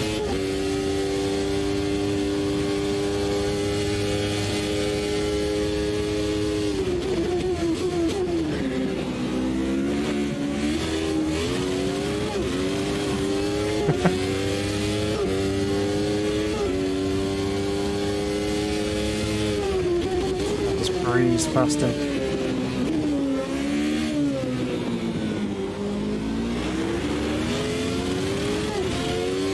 Try an alternative line there, but it didn't quite work.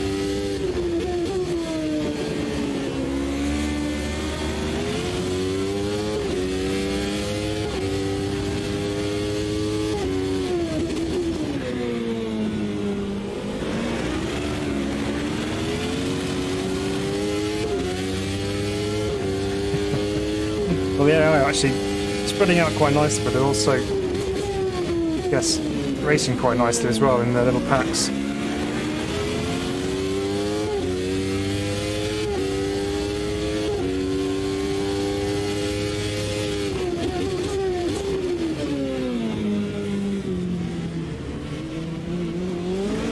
Come on.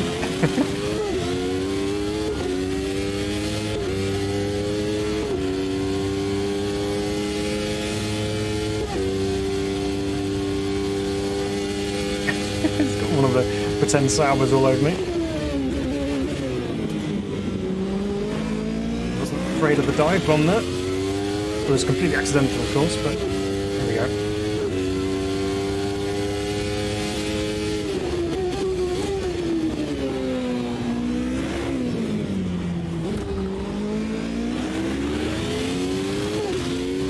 Got it done.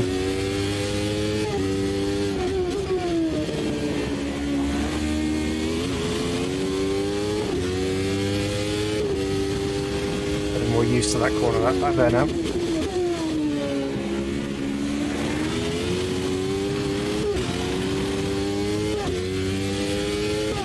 The other good thing about this DRS is you don't have to wait until you're a second behind or a certain part of the track. You can just use it wherever you feel you can.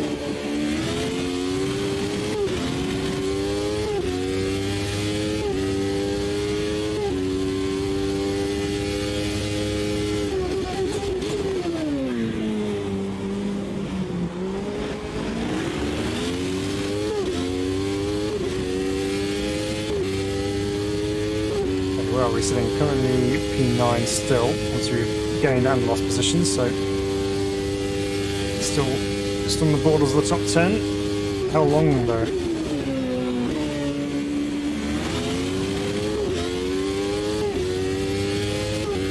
Getting quite the attack from behind there.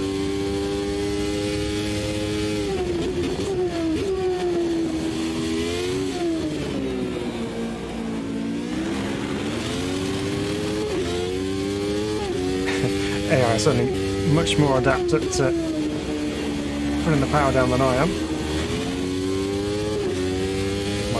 your right foot.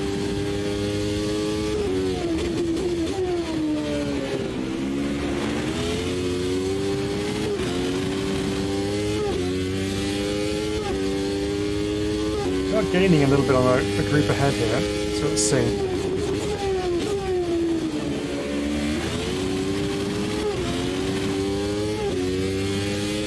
3 laps to go. Oh no! I'm on the left there.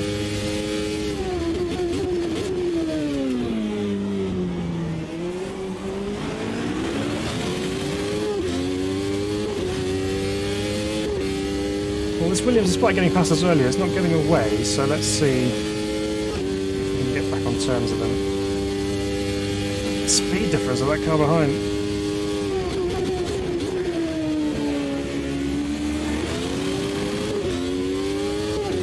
Much quicker through the chicane though.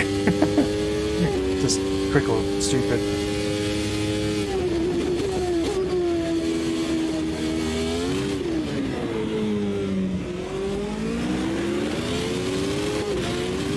Yeah.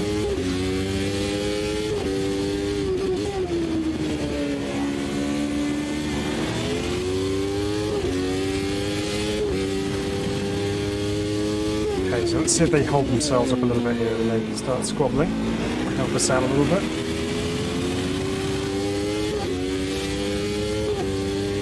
Two laps to go. It's going for a move. There isn't.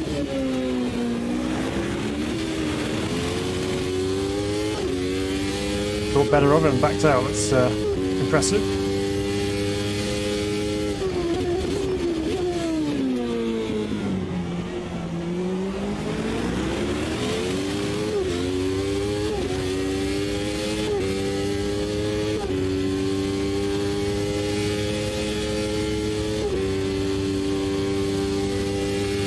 Sparks everywhere.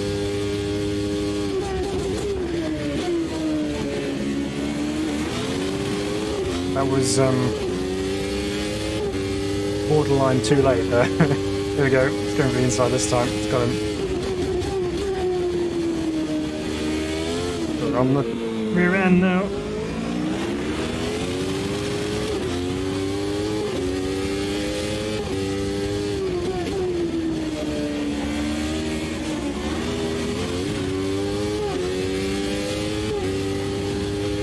Definitely their quicker part of the lap.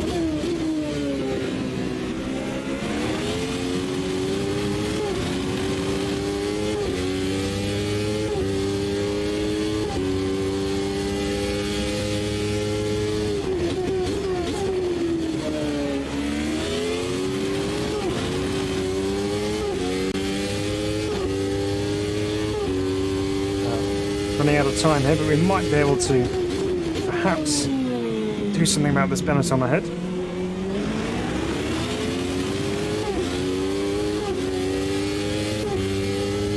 See if we can get a good run out of the chicane and maybe get up the inside of turn 1. That's the plan. A bit of a tow going on there as well, which is handy. Or we just dive bomb for the final chicane. Oof. Thank you, Rally Reactions.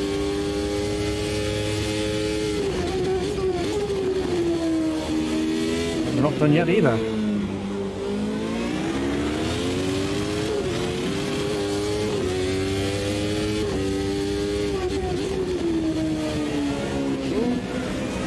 There we are. The usual SRB curse, say something and speak it into existence and then it all starts falling apart. We're good. Get back on track. We'll be alright.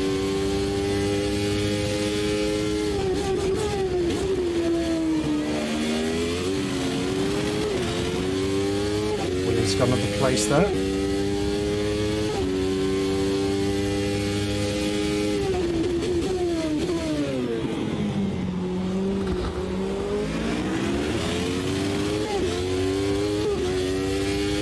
Alright. Should see the checkered flag this time around and we're too far away for any kind of action ahead of us. But you never know. Keep pushing on to the end.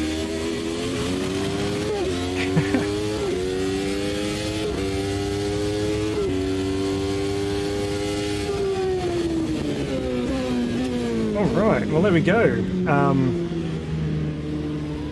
That's pretty impressive. I mean, the AI, they were racing really well, so there's none of the crazy nerfing you out of the way, even though he really, really wants to. I can tell him in the mirror, just pull out of the way, let him go. But yeah, there's no unnatural movements going on, no kind of obvious jerkiness as the cars were moving around and jockeying for position. They were good through the first corner. No bottlenecking and stopping in the middle of the road, even though we were kind of mid-grid. And they were making moves, you know, they were going out, they were overtaking, they were thinking about overtaking and then ducking back in behind. And yeah, I mean, if you just race offline and you're racing against the AI, you can have a really good race with these. A little bit difficult to keep up with them at some points because they seem, you know, getting the power down so much earlier and harder than I was. But elsewhere we were quicker, so he just swings and roundabouts and you can work it out as to how best it will work out for you. But yeah, it's very impressive. As far as AI are concerned, it's very hard to get AI right, but this is quite natural feeling and quite genuinely just nice to see. For a great stream. Oh, thanks, Masonic. Thanks for the £5. I really appreciate it. Glad you enjoyed it. Glad you're enjoying it so far. It's been fun on my end as well, just testing these new cars out and seeing what the new technology's like. And yeah, AI are really holding up here, so that's super impressive. Now, obviously that was very full on, so I didn't really catch what was going on there, but more nuggets of gold being shared out by Dark Elements by the looks of things. So yeah, for multiplayer, missing BOP obviously bears some difficulties, but the historic formulas and GTs will always be more orientated towards accurate performance. Yeah, absolutely. I mean, it's almost like the old mods that we used to get for R Factor 1, where you'd have like a historic version of something and then a league version, which is all the same basically. But whether that's needed or not, I don't know, but it's cool to have the variety, and I think it's important to make sure that they all have their own advantages, disadvantages, and just be accurate as possible. So yeah, I think it's good, very, very good indeed. Right,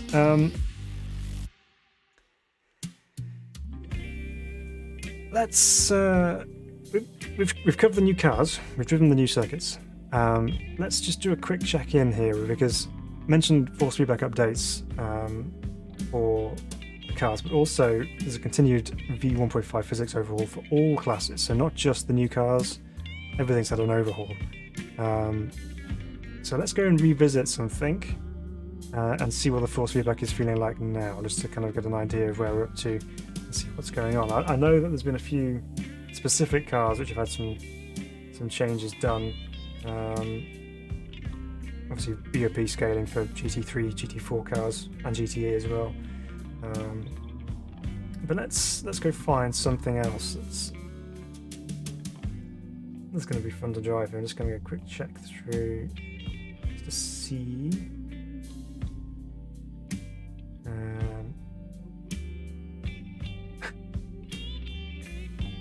Yeah, wet weather. Yeah, we'll definitely do some of that. I think we'll definitely do some of that. Let's go check out the force feedback updates or something else, and then we'll jump into some wet weather stuff and just see what we can figure out. What's the problem, guys? I mean, honestly, just spoiled for choice. It's got to be the Fusca. Right, here we go. Let's go find a Fusca suitable circuit, one that we enjoy throwing this little beauty around. I don't know what to do about that, am I?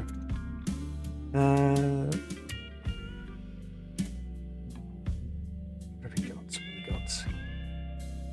Again, spoiled for choice. What's the problem? Good problems to have. I go this one. Let's go the. Where are we? That one. Right. do a custom race here with these, and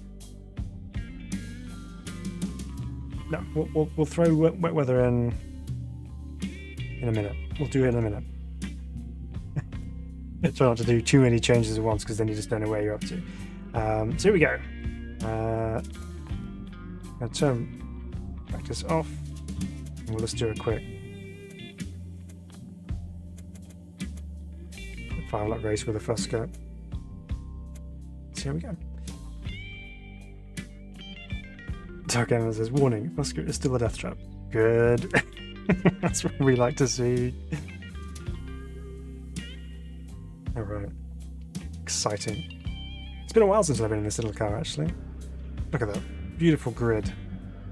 Full of exciting cars as well. I'm curious to see how the AI get on with these as well, actually. Right. Here we go. Nice time of day to be driving a Fusca. Ooh, straight into it.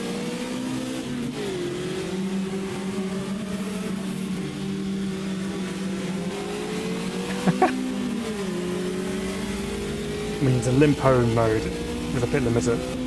Right, we have work to do now.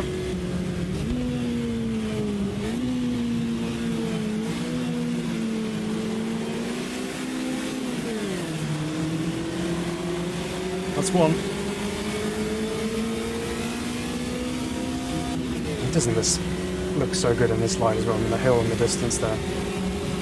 AI are spreading out down the straight here.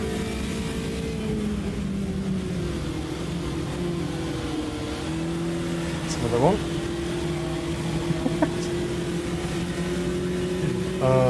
Love this little thing.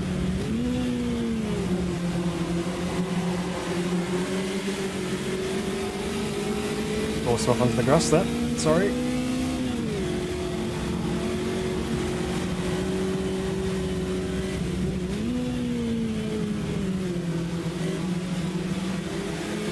Sun just kind of peeking over the top of that building there. Very cool. I'm obviously biased, but man, that looked good. It did, didn't it? Still looks good. It still slides. I mean, I could have chosen Ibarra as well. Dark Embers should have really showed off the beauty. It's one of the best looking tracks ever.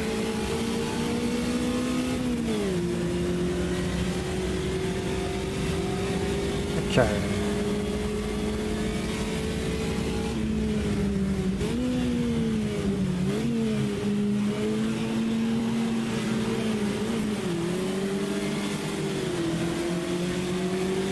In between gears a little bit there, but that's okay. Use the slipstream from the brick in front, the car in front. Here we go. On the outside. Power brakes. Coax it through the quick left-hander. Oh, relative quickness. Swing it into the right.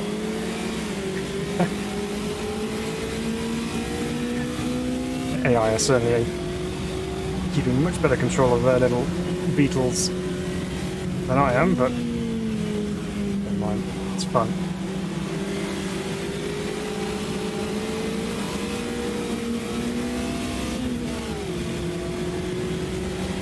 Just neaten things up here a little bit.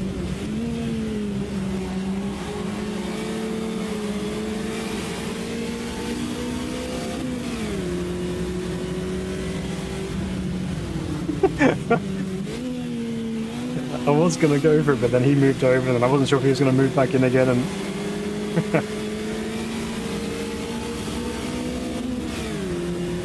well, we haven't made too much progress, but we're making progress.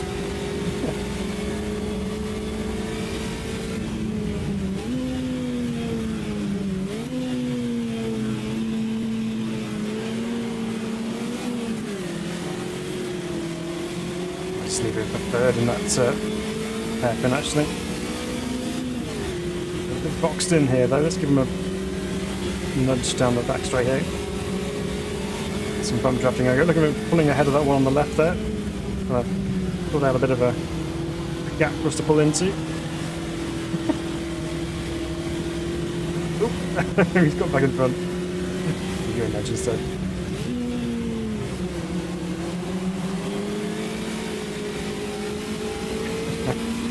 Now, force feedback is obviously a lot lighter in this than it is in the Formula HiTechs, because one thing, we're not running on wide slicks here. But as far as driving feels concerned, feels pretty good. I'm liking the force feedback. It's telling me what's going on enough so I can deal with the lively rear end of this little car.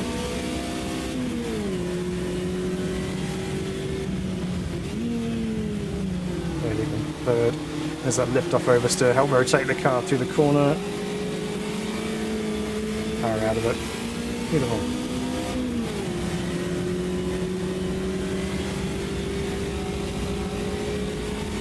Right. We're leaving third gear this time. So there are some little wobbles going into some of these corners from the AI actually. But even so, they're racing well, so it's all good. So no setup, all the deletions needed. Look at this, they're all coming over here to get a tow. How cool is that?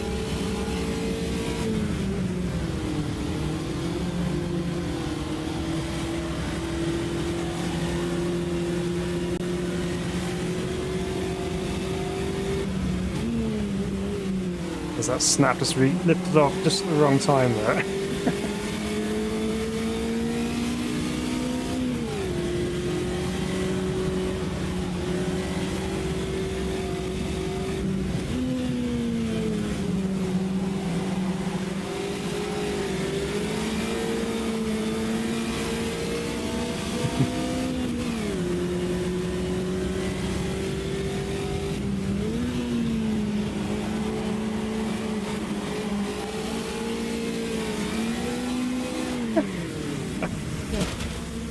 I had it, and then I didn't have it. Oh well. Well, the Fusca's still the Fusca. What can I say? It's still the same. But the force feedback is good. And no, it definitely works very well indeed. Right, well, let's do some wet weather stuff. We promised this, so we'll do it with other cars on track. What we'll do is we'll do it as a practice session, and we'll start off with clear, and then we'll add in just some random storm that just blows through. Have it sync to race. So yeah, so we have it as heavy rubber there, and then we'll see what happens when the rain comes in. So let's do it as a 15-minute session, so it gives time for AI cars to let down some rubber on the dry track, and then hopefully when the rain comes in, that'll make a difference. But we'll see. Let's take something which has a little bit more tire contact patch. Let's do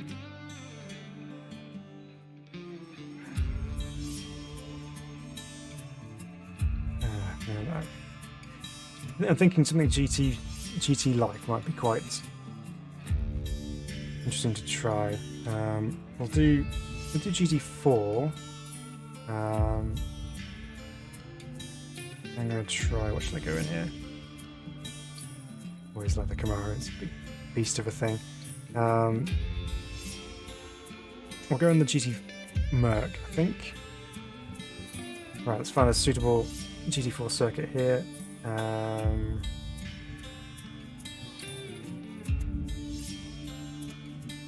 Road America, maybe. Let's do that. Yeah. See how it goes. So let's see if we can find in the notes anything that mentions about the wet here, because I know it's been talked about.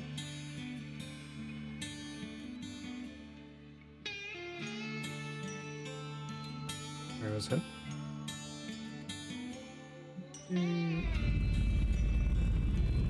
Rumble of GT cars in the background.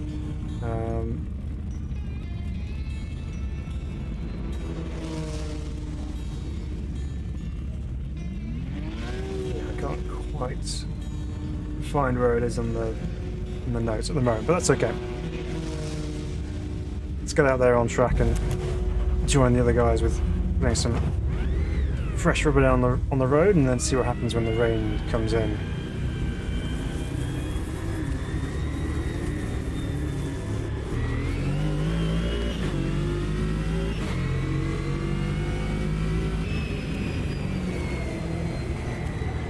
It's very different to the Fusca.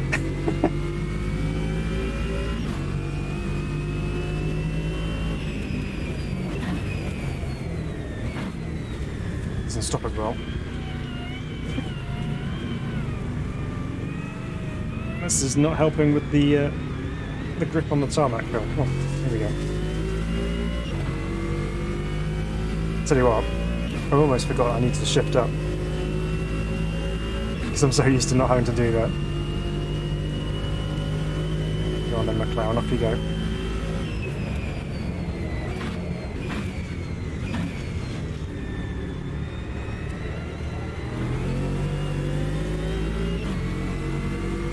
I mean, doesn't AMS2 look good? I mean, this is maxed out at 1440p.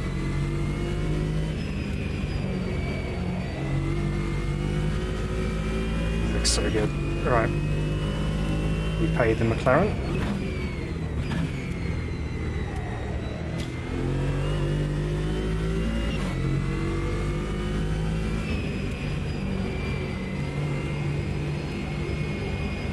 Big long carousel here. Beautiful autumnal colours in the distance. Looks very nice. Oh, a bit of a kink.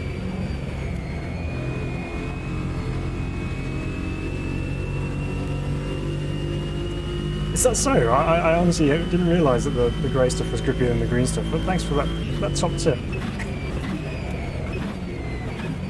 I'll try and remember that going forwards. I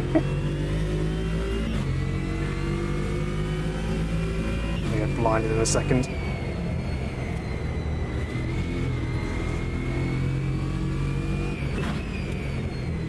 Remember, Phil, this is a GT4 car, not a GT3, or indeed an F1 car. It doesn't quite have the same cornering capability.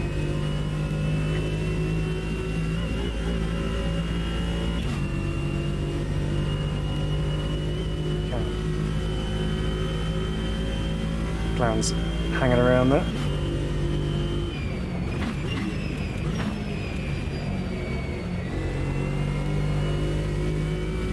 Still pretty keen on trying to get past that.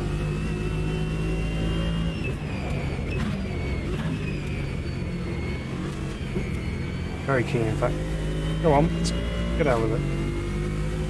Get out the way. Well, we not got the straight line speed, huh?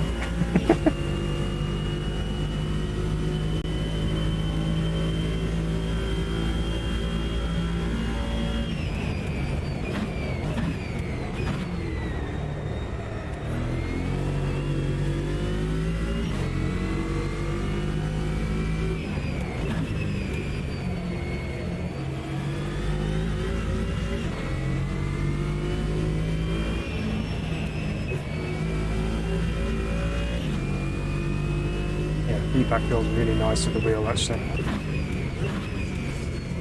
Very natural, which is always nice because you get no kind of surprises, I guess, and no weird feelings like rubber banding or anything like that. It's just nice. Oh, there we go. We've got a train. Never seen that before, ever. It's so distracting. I forgot I need to lift the king. Curse you, train. Ooh. Sorry. I did drag the brake, but nothing will stop me from going back over the line there. Right. Let's go back to the bits and go again. Oh yes, of course, no no heat in the tyres. That's why I went off at turn 2. Makes sense. And go. Sounds good.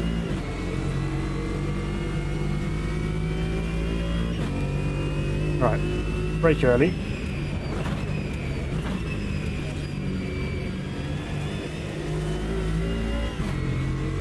And to get some warmth in the tyres, that makes a big difference, you know. Funny that. Just used to the tyre warmers in the Formula 1 cars, and then just the general lack of grip in the Fusca, so didn't even think about it.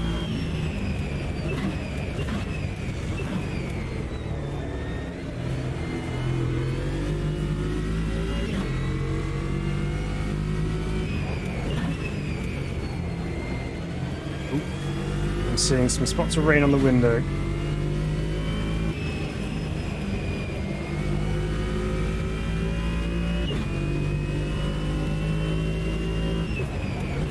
That storm they were saying about.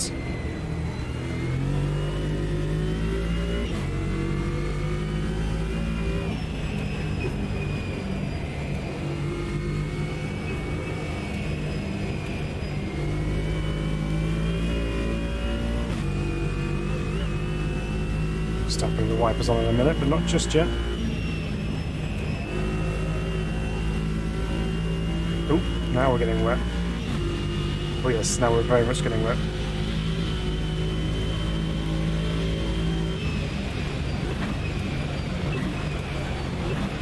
Well, that came in very quickly.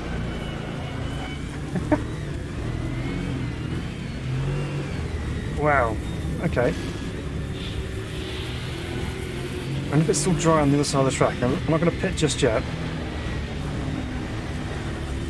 Even though we're just lost all temperature in the tyres and we have slicks on. But I'm going to try and see if we can get around to the other point on the track and see if it's just as wet or whether it's only on part of the track. Except I think it probably is going to be just as wet. My word. There is no driving on slicks in the rain. No, I'm pretty sure now that this side of the track is going to be just as soaked. Yeah. Time to pit for wets. Okay, so let's do that. Now we're wet. Let's just let's see how that goes.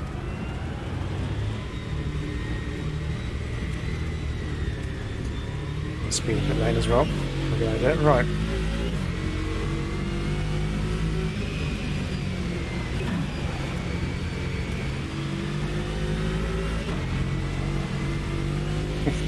No big difference there.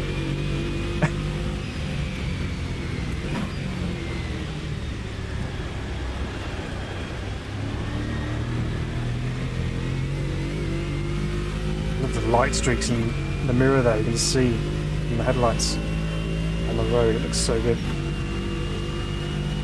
This is fine. Everything is well. It's all good.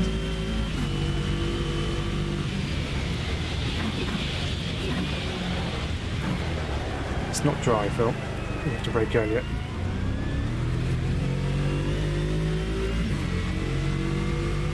Let's go around the outside here.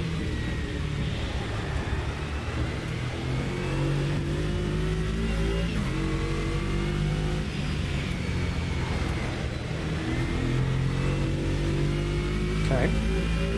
Just trying to be quite subtle with my inputs here. I'm just trying to feel a little bit more what's going on. So if I go on the normal racing line,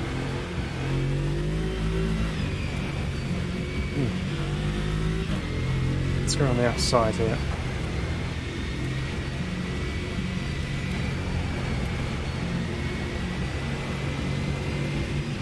I might need to pit for slicks. The outside line's probably quicker, but not that much quicker. It's risky around the outside there, though. Held it. Just about.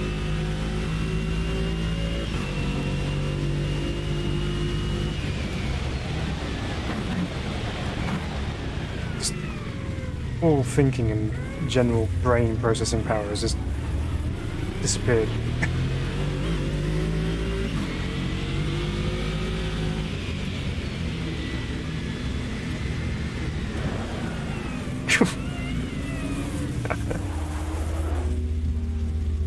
see that impeding. Be interested to see if they go in the pits now.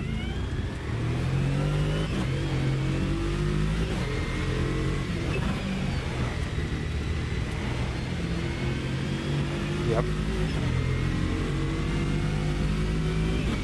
Oh, fair play to them for hanging on to it as well as they did with slicks.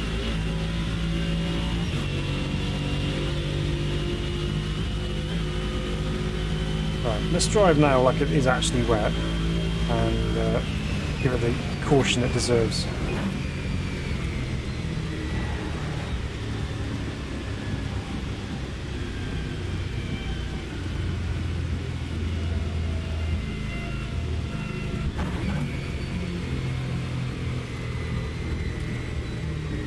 What's happened?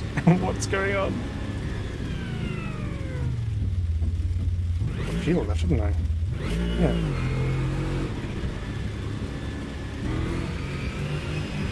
Okay.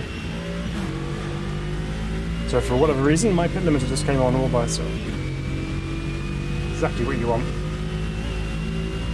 Good, we're back up and running again now.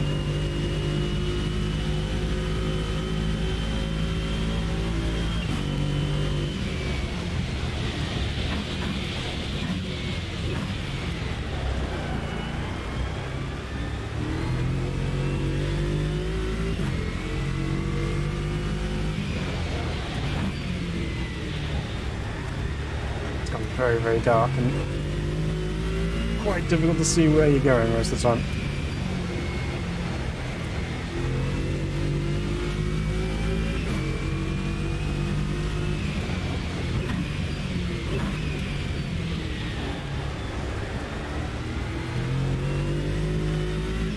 Yeah, so definitely slick tyre grip in the wet, considerably lower than it was before. You have to really be careful on slicks when you're driving in the rain. So that's going to make those pit stops really essential when you're in the race and you're caught in the middle of a storm like this. So, yeah, tread on eggshells if you're caught in the rain on the slicks.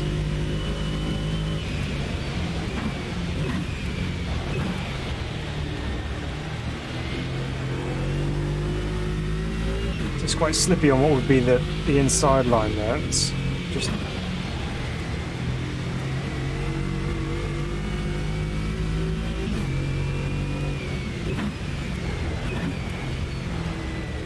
around the outside a little bit more. Yeah, it definitely feels like there's more grip out there. I don't know, it's just like a placebo almost in a way. There's like a, you know, it should be, and whether it is or not, I don't know, but it's interesting. More testing required for me, I think, but feels good in the rain. You can definitely tell there's a big shift in the way that you need to drive when it gets to conditions like this.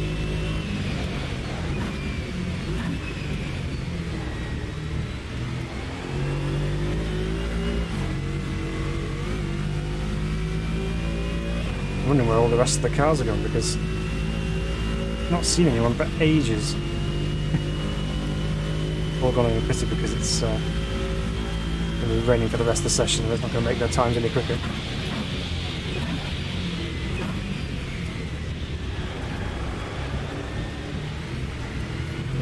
You just can't see where you're going into there. Let's go for a normal inside line there.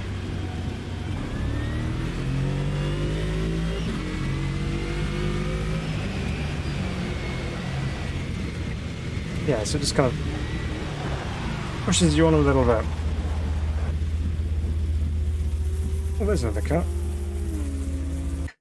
They are on track. Let's have a look from the outside.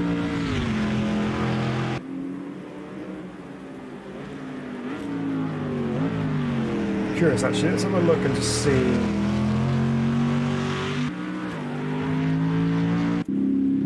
Let's get some of the other AI cars if they're running traditional lines or whether they're running wet lines.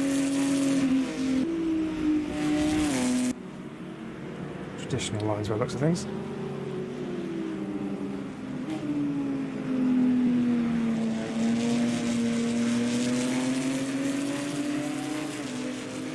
Okay. It's interesting. Okay, so someone says, love the feel of the FFB when you go through a puddle. I don't think I noticed any, so we need to go find a puddle without being taken out here.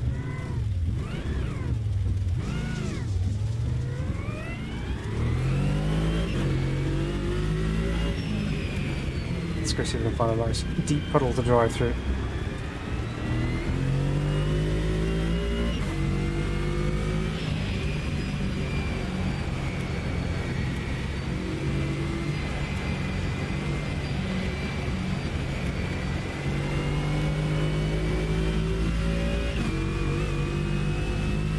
Trying to see anything at this stage.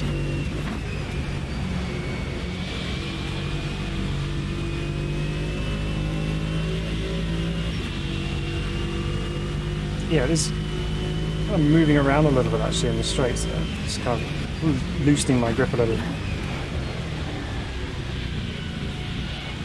Because it's quite flat here at Road American places, so it's not puddling up as much.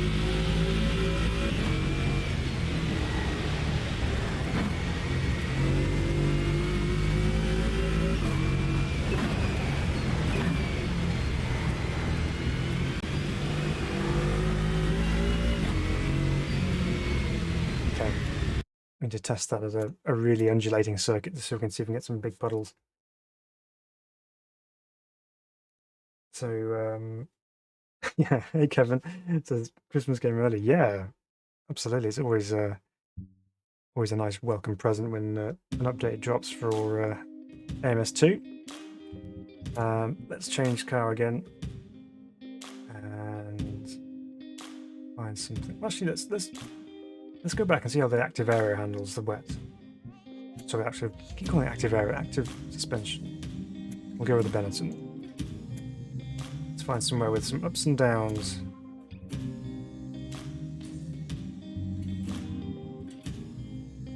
Let's go for completely fictional here.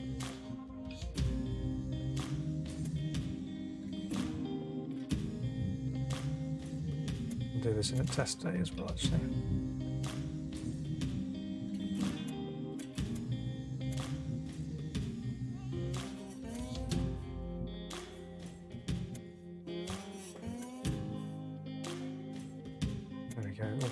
Classic. Perfect. Right. Thunderstorm. So this should be even more extreme wet weather than we had before, so we'll see.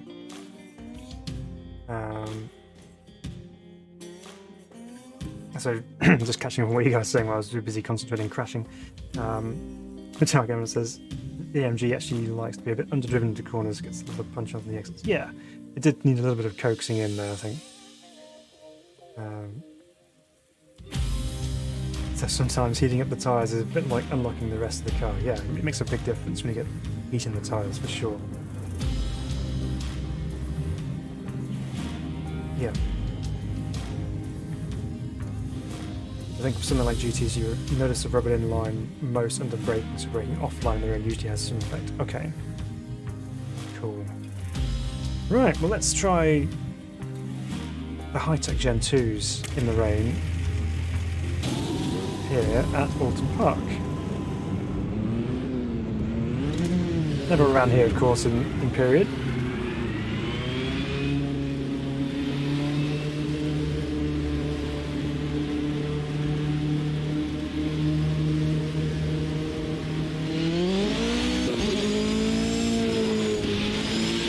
So yeah, there we go. We found puddles.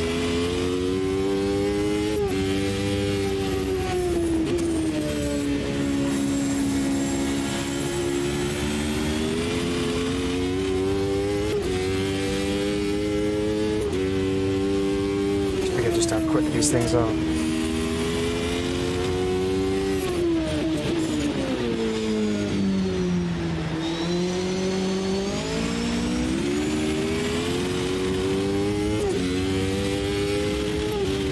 So usually puddles up on the inside there, but we'll see how the weather builds up.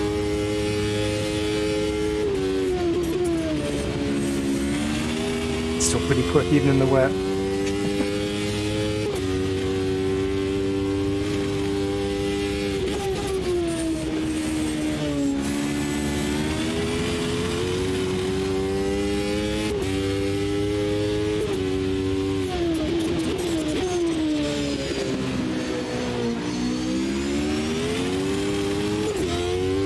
Let's see if there's a puddle on the inside of Old Hall down here.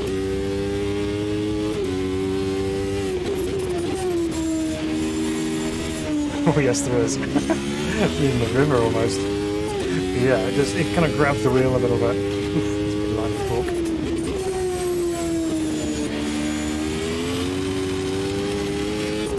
Like that puddle.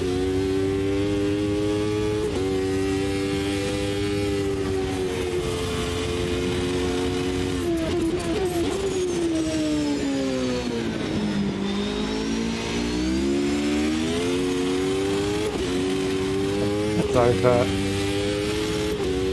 just considered something in my mind which I'll share with you in a moment. So we're losing tyre temps a little bit, but that's because there's not much in the way of corners, and it's obviously very wet as well. Still have a reasonable amount of grip, even though I threw it off there, but that's on me.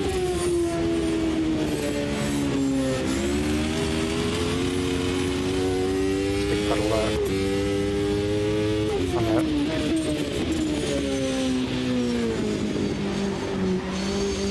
This would be called off at this point. Too dangerous for modern F1 cars.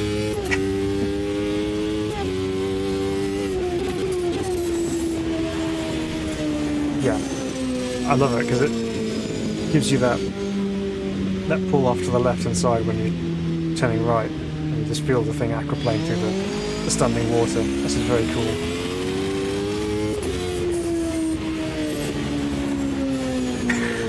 Right.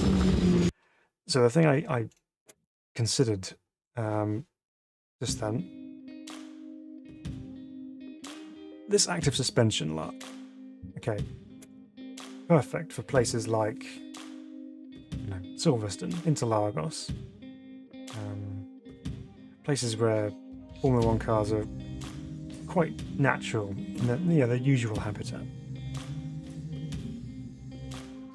But have the smart boffins at these different F1 teams considered the potential for their carefully designed and crafted single-seaters to be used somewhere perhaps less traditional?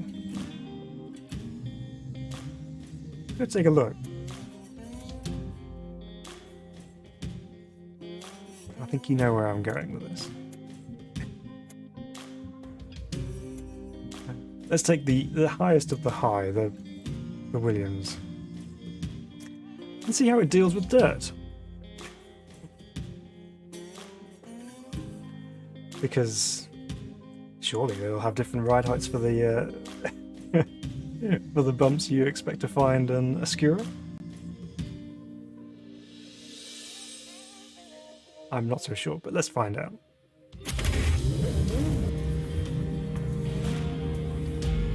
We've got our wet tyres on there. Right, here we go.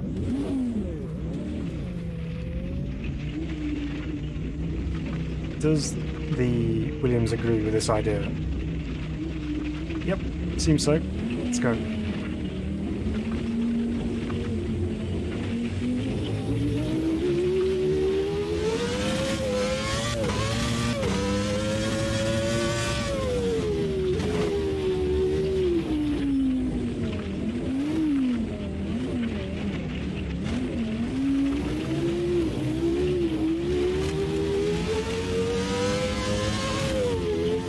So the Williams is so OP, it'll probably beat Johan Kristoffersson in his own job.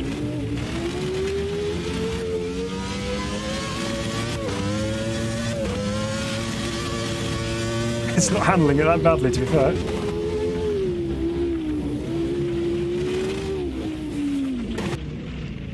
Well, it's way too soon, perhaps.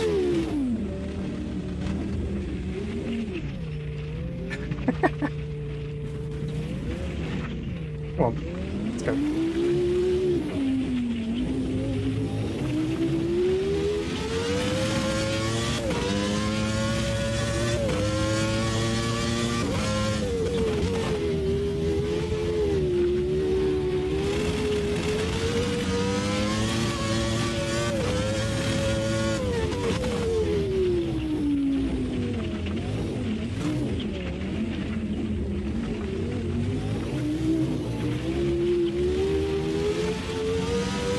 In fact, it's handling the bumps so well I can barely even tell that we're off-road, to be honest.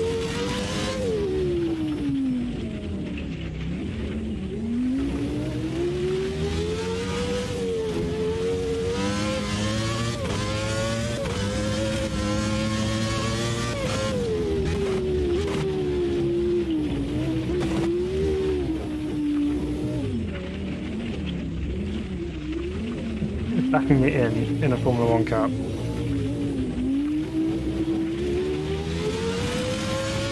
Never thought it would work so well.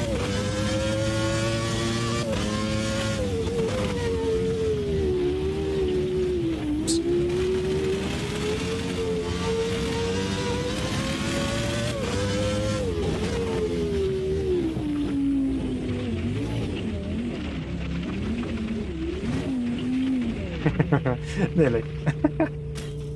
Yeah, it works. It works. Right. So I've had another idea. Not quite as mad as that one, but I had another idea. So let's put into some kind of visual representative here of just how much advancement these cars were over the previous ones. So let's set up a multi-class race somewhere. Let's go to... We need somewhere with a fair amount of cornering, so we can really emphasise the difference here.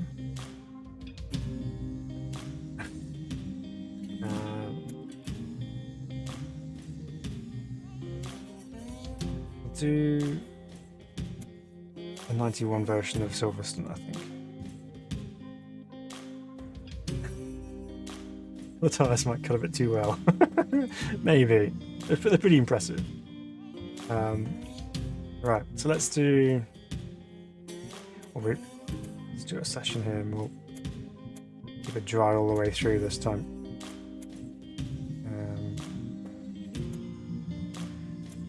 So we'll take the latest generation of the Formula HiTechs and we'll run the Williams.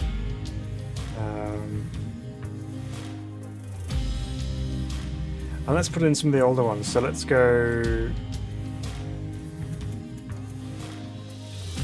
Let's clear all those off there. So obviously, Formula Vintage and things, we know they're going to be absolutely all over them. But what about some of the later gen Formula Classic? Let's do like Gen 4. Put a Gen 1 in there as well. Let's do some later ones as well, just to try and see if we can see just how much of a difference there is. Obviously, the Formula Ultimates are going to be all over them, but let's try to think here. I'll go for Formula V12, perhaps. Not too much later. We'll put a Formula Retro in there as well for good measure. Right, so we'll do that. We'll go out and we'll see just how much quicker these active suspension cars are over earlier models and some slightly later ones as well, and see where the speed differential is for these cars. So let's see how this goes. All right. Well, to be honest, so far this is very impressive. Actually, been a little bit rusty in terms of my my circuit racing skill sets because I've been spending far too much time on EA Sports to BRC. So all my inputs going into corners are way too exaggerated, and I'm just trying to throw the thing around where I don't need to. So let's see how we get on here. So we've got a good mixture of cars. We'll see how they stack up. We'll do some laps and see what the timings are like. And obviously see how we can interact with them on track here as well.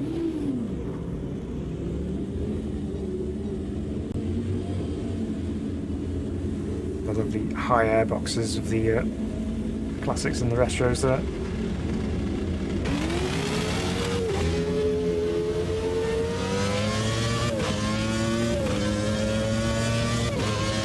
Also be a good test for the AI to see how they deal with different speed category cars as well.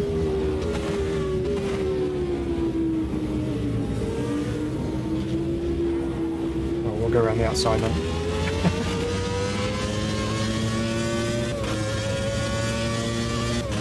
So Formula Retros, noticeably slower.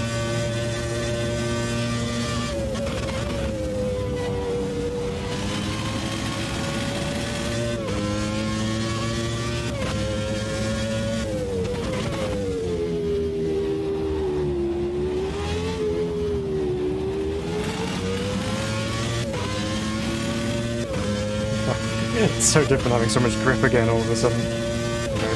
Abbey, flat out. And bridge. Flat out.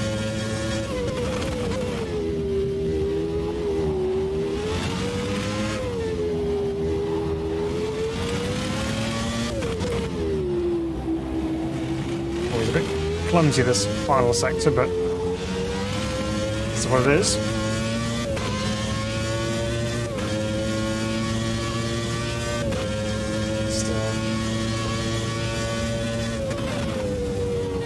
Try and catch the spirit of Nigel around Silverstone here. Use the crowd and get an extra couple of tenths or so. Oh.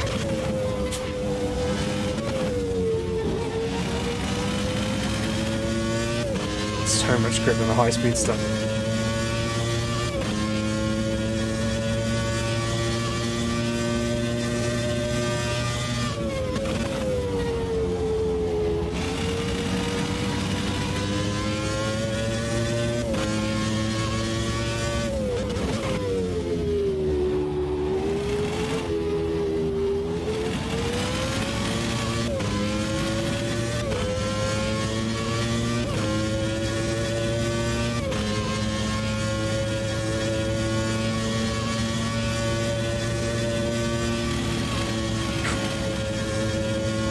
I believe how quick bridge is. It really is such a fast corner.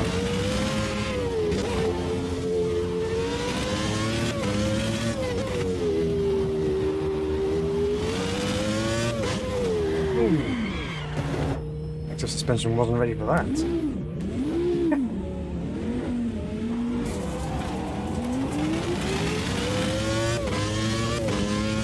That wasn't in the program.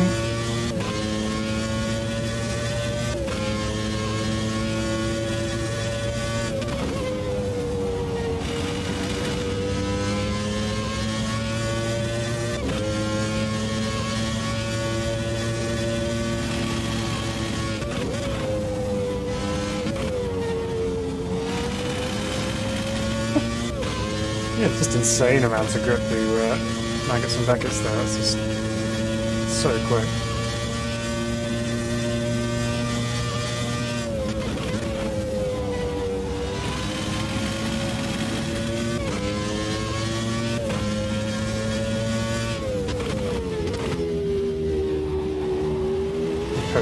Very feeble on the brakes at the moment.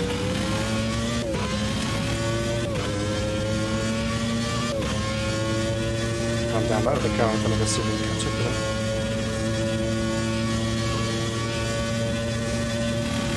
Let's chuck it in, trust it.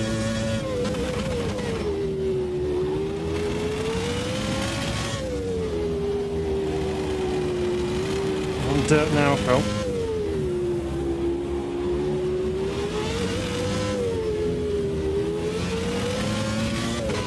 There we go. Some of the Formula Retros. Going as fast as they possibly can.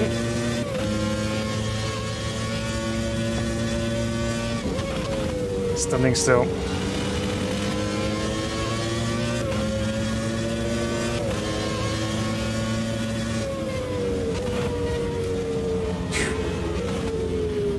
gets busy.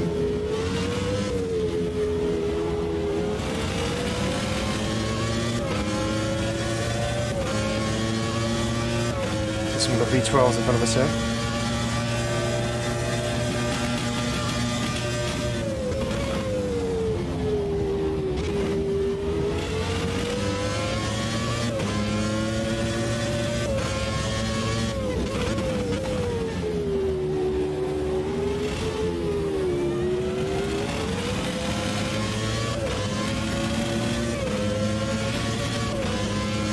Not ideal.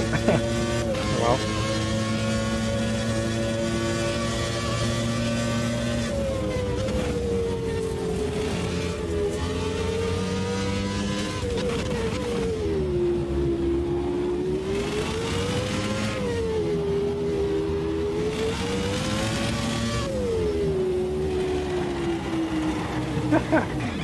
Again, chucking it in like some kind of four-wheel drive rally car.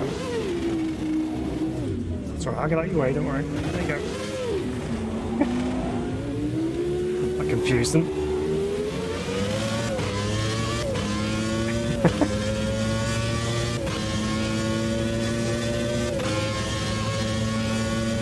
The closing speeds are just terrifying on it. It's still a very quick car, those Formula Retros, but big difference with one of these.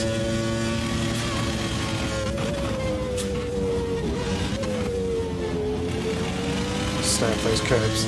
They're rather sharp.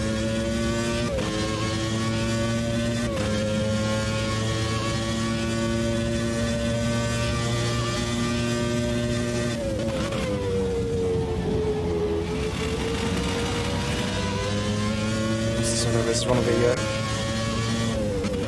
Lotus turbo cars here.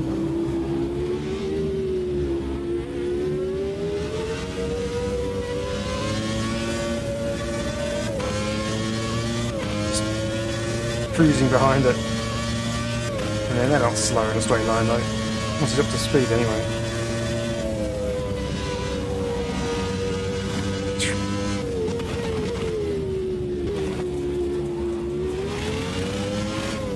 The cornering ability is just so much quicker.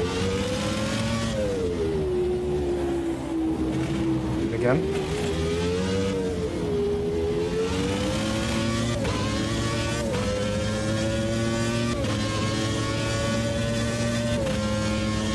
And yeah, just like that, just left in the mirrors.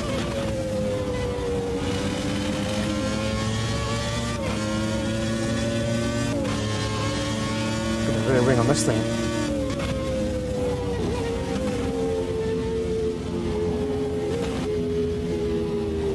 I haven't noticed that before.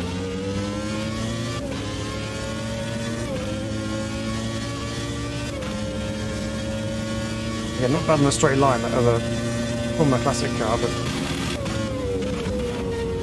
it's when you get into the corners where this thing really comes into its own.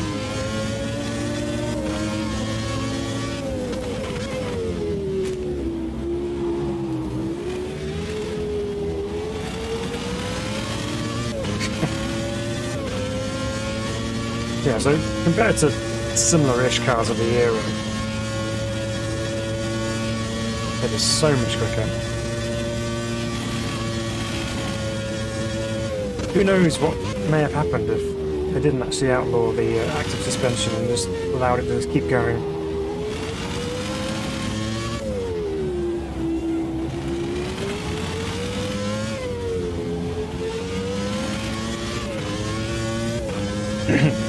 Just think about the modern day cars now, if they had active suspension as well. It's mind blowing.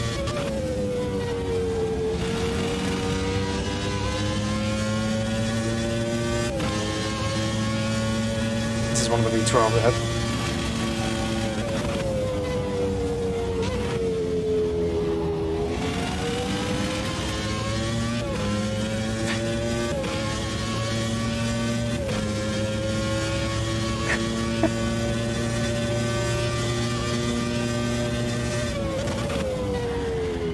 Yeah, that was just asking way too much of it, but you know, it's quite impressive. So the Formula HiTech is obviously right at the top of the timesheets there.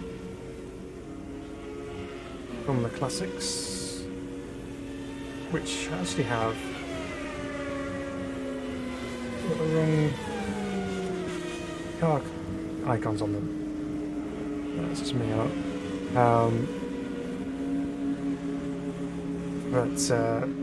Yeah, Formula V12s, what are they running?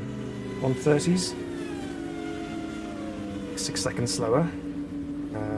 And they're supposed to be more modern. Yeah, the old Lotus down there with 31s. Retros in the 40s. And the safety car, I mean, it's at a time. But you can just see how much of a difference it's made with all of the traction control, the active suspension, everything. It's very, very impressive. Let's have a quick check on the old monitor here.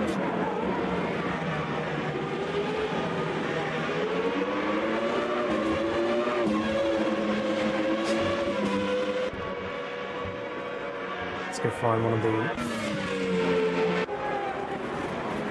older cars trying to battle it out.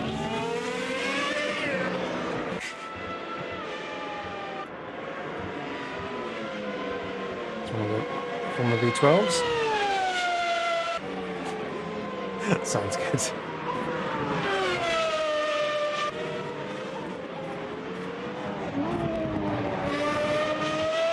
Let's go chase cam for a moment.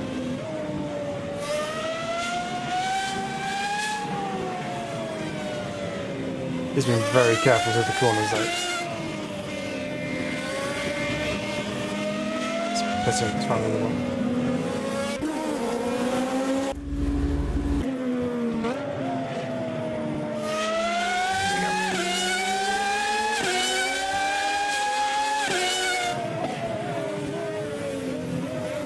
Oh, that sounds impressive, doesn't it?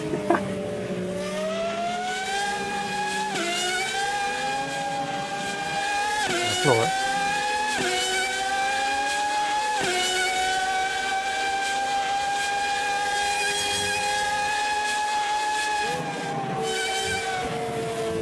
Sure. It's no wonder people had tinnitus from that era. Those things going around. Oh, so piercing. There we go. Cool. Let's just have a quick recap here, and then we'll wrap things up.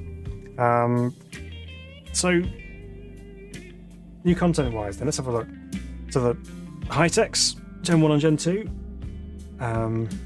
Yeah, I mean, it's super impressive with what they've managed to achieve with them, and obviously getting active suspension, not just being a physics calculation in the background, but actually being a part of how the cars react on track. Yeah, super impressive job, and it does make a difference. I mean, you can feel, especially with the DRS cars enabled, when you've got that up and down, you can definitely feel the difference in downforce just by raising the car up. It's really neat because, you know, obviously this represents a very significant period in motorsport history, and obviously F1 have changed regulations over the years. They've made things illegal because they were so good or whatever, but for whatever reason. But it represents a very key part of that motorsport history, and it's so cool to be able to have that properly represented in sim racing, that we can actually enjoy that ourselves. Because to be honest, that's the only way the majority of us are ever going to be able to experience anything like that on a racetrack is through a sim. So it's great that we have the opportunity to be able to do that now. So yeah, cars feel really good, nice force feedback on them, sounds are very impressive, super immersive, and just, yeah, it makes you just want to keep driving them because they just sound so good. I think probably the McLaren is probably one of my favorites. I mean, this one, the MP47A, is yeah, it's a little bit special, that on board. Yeah, the V12s are nice, and yeah, the Ferrari V12 is nice as well, but I think that one's probably my peak favorite for sound. But yeah, obviously I'm sure we'll get some liveries for these. The guys will be all over that, no doubt. But even just in their standard form like this, they're great fun to drive. And the new tracks, yeah, I mean, obviously, when you look at them, perhaps there's not too much dissimilar from some of the other variants of the tracks that we have available. However, they are, as I said earlier on, they are necessary for replicating this particular era of cars, so it goes hand in hand, really. So I'm not complaining about it. I think it's great. The force feedback updates are really strong. Feels really nice through the wheel. Everything else we'll have to keep digging into over and over just to try and get more used to it over time. But everything so far is really impressive, and I'm sure we could drive many more of the the cars over the course of the next few days and just feel the same kind of level of force feedback, the same kind of level of physics adjustments, which have really made them come alive. So again, the guys at Rise have done a fabulous job, and it's been a little while since we've had an update, but it's always worth it when it arrives. You always get good quality updates with Riser updates. So thank you to the team, thank you to everyone who's worked hard on what they've worked hard on, all the different areas that they work in. It's all come together, and it's really feeling amazing right now.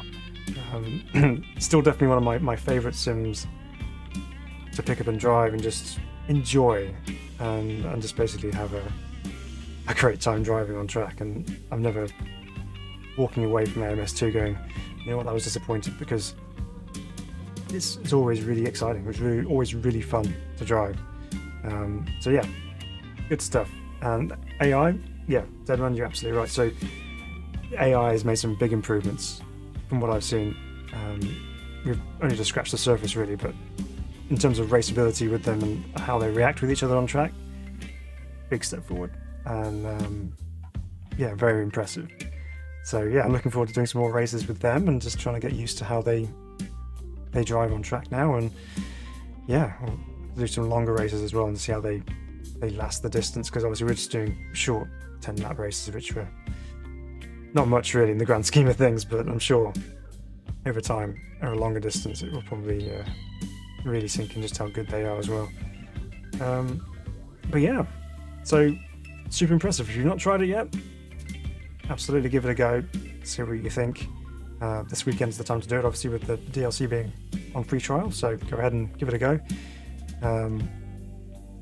But yeah, let me know in the comments if you're watching this afterwards and you haven't been able to share your comments. Thank you for those who have commented on the live stream. Excuse me, losing my voice.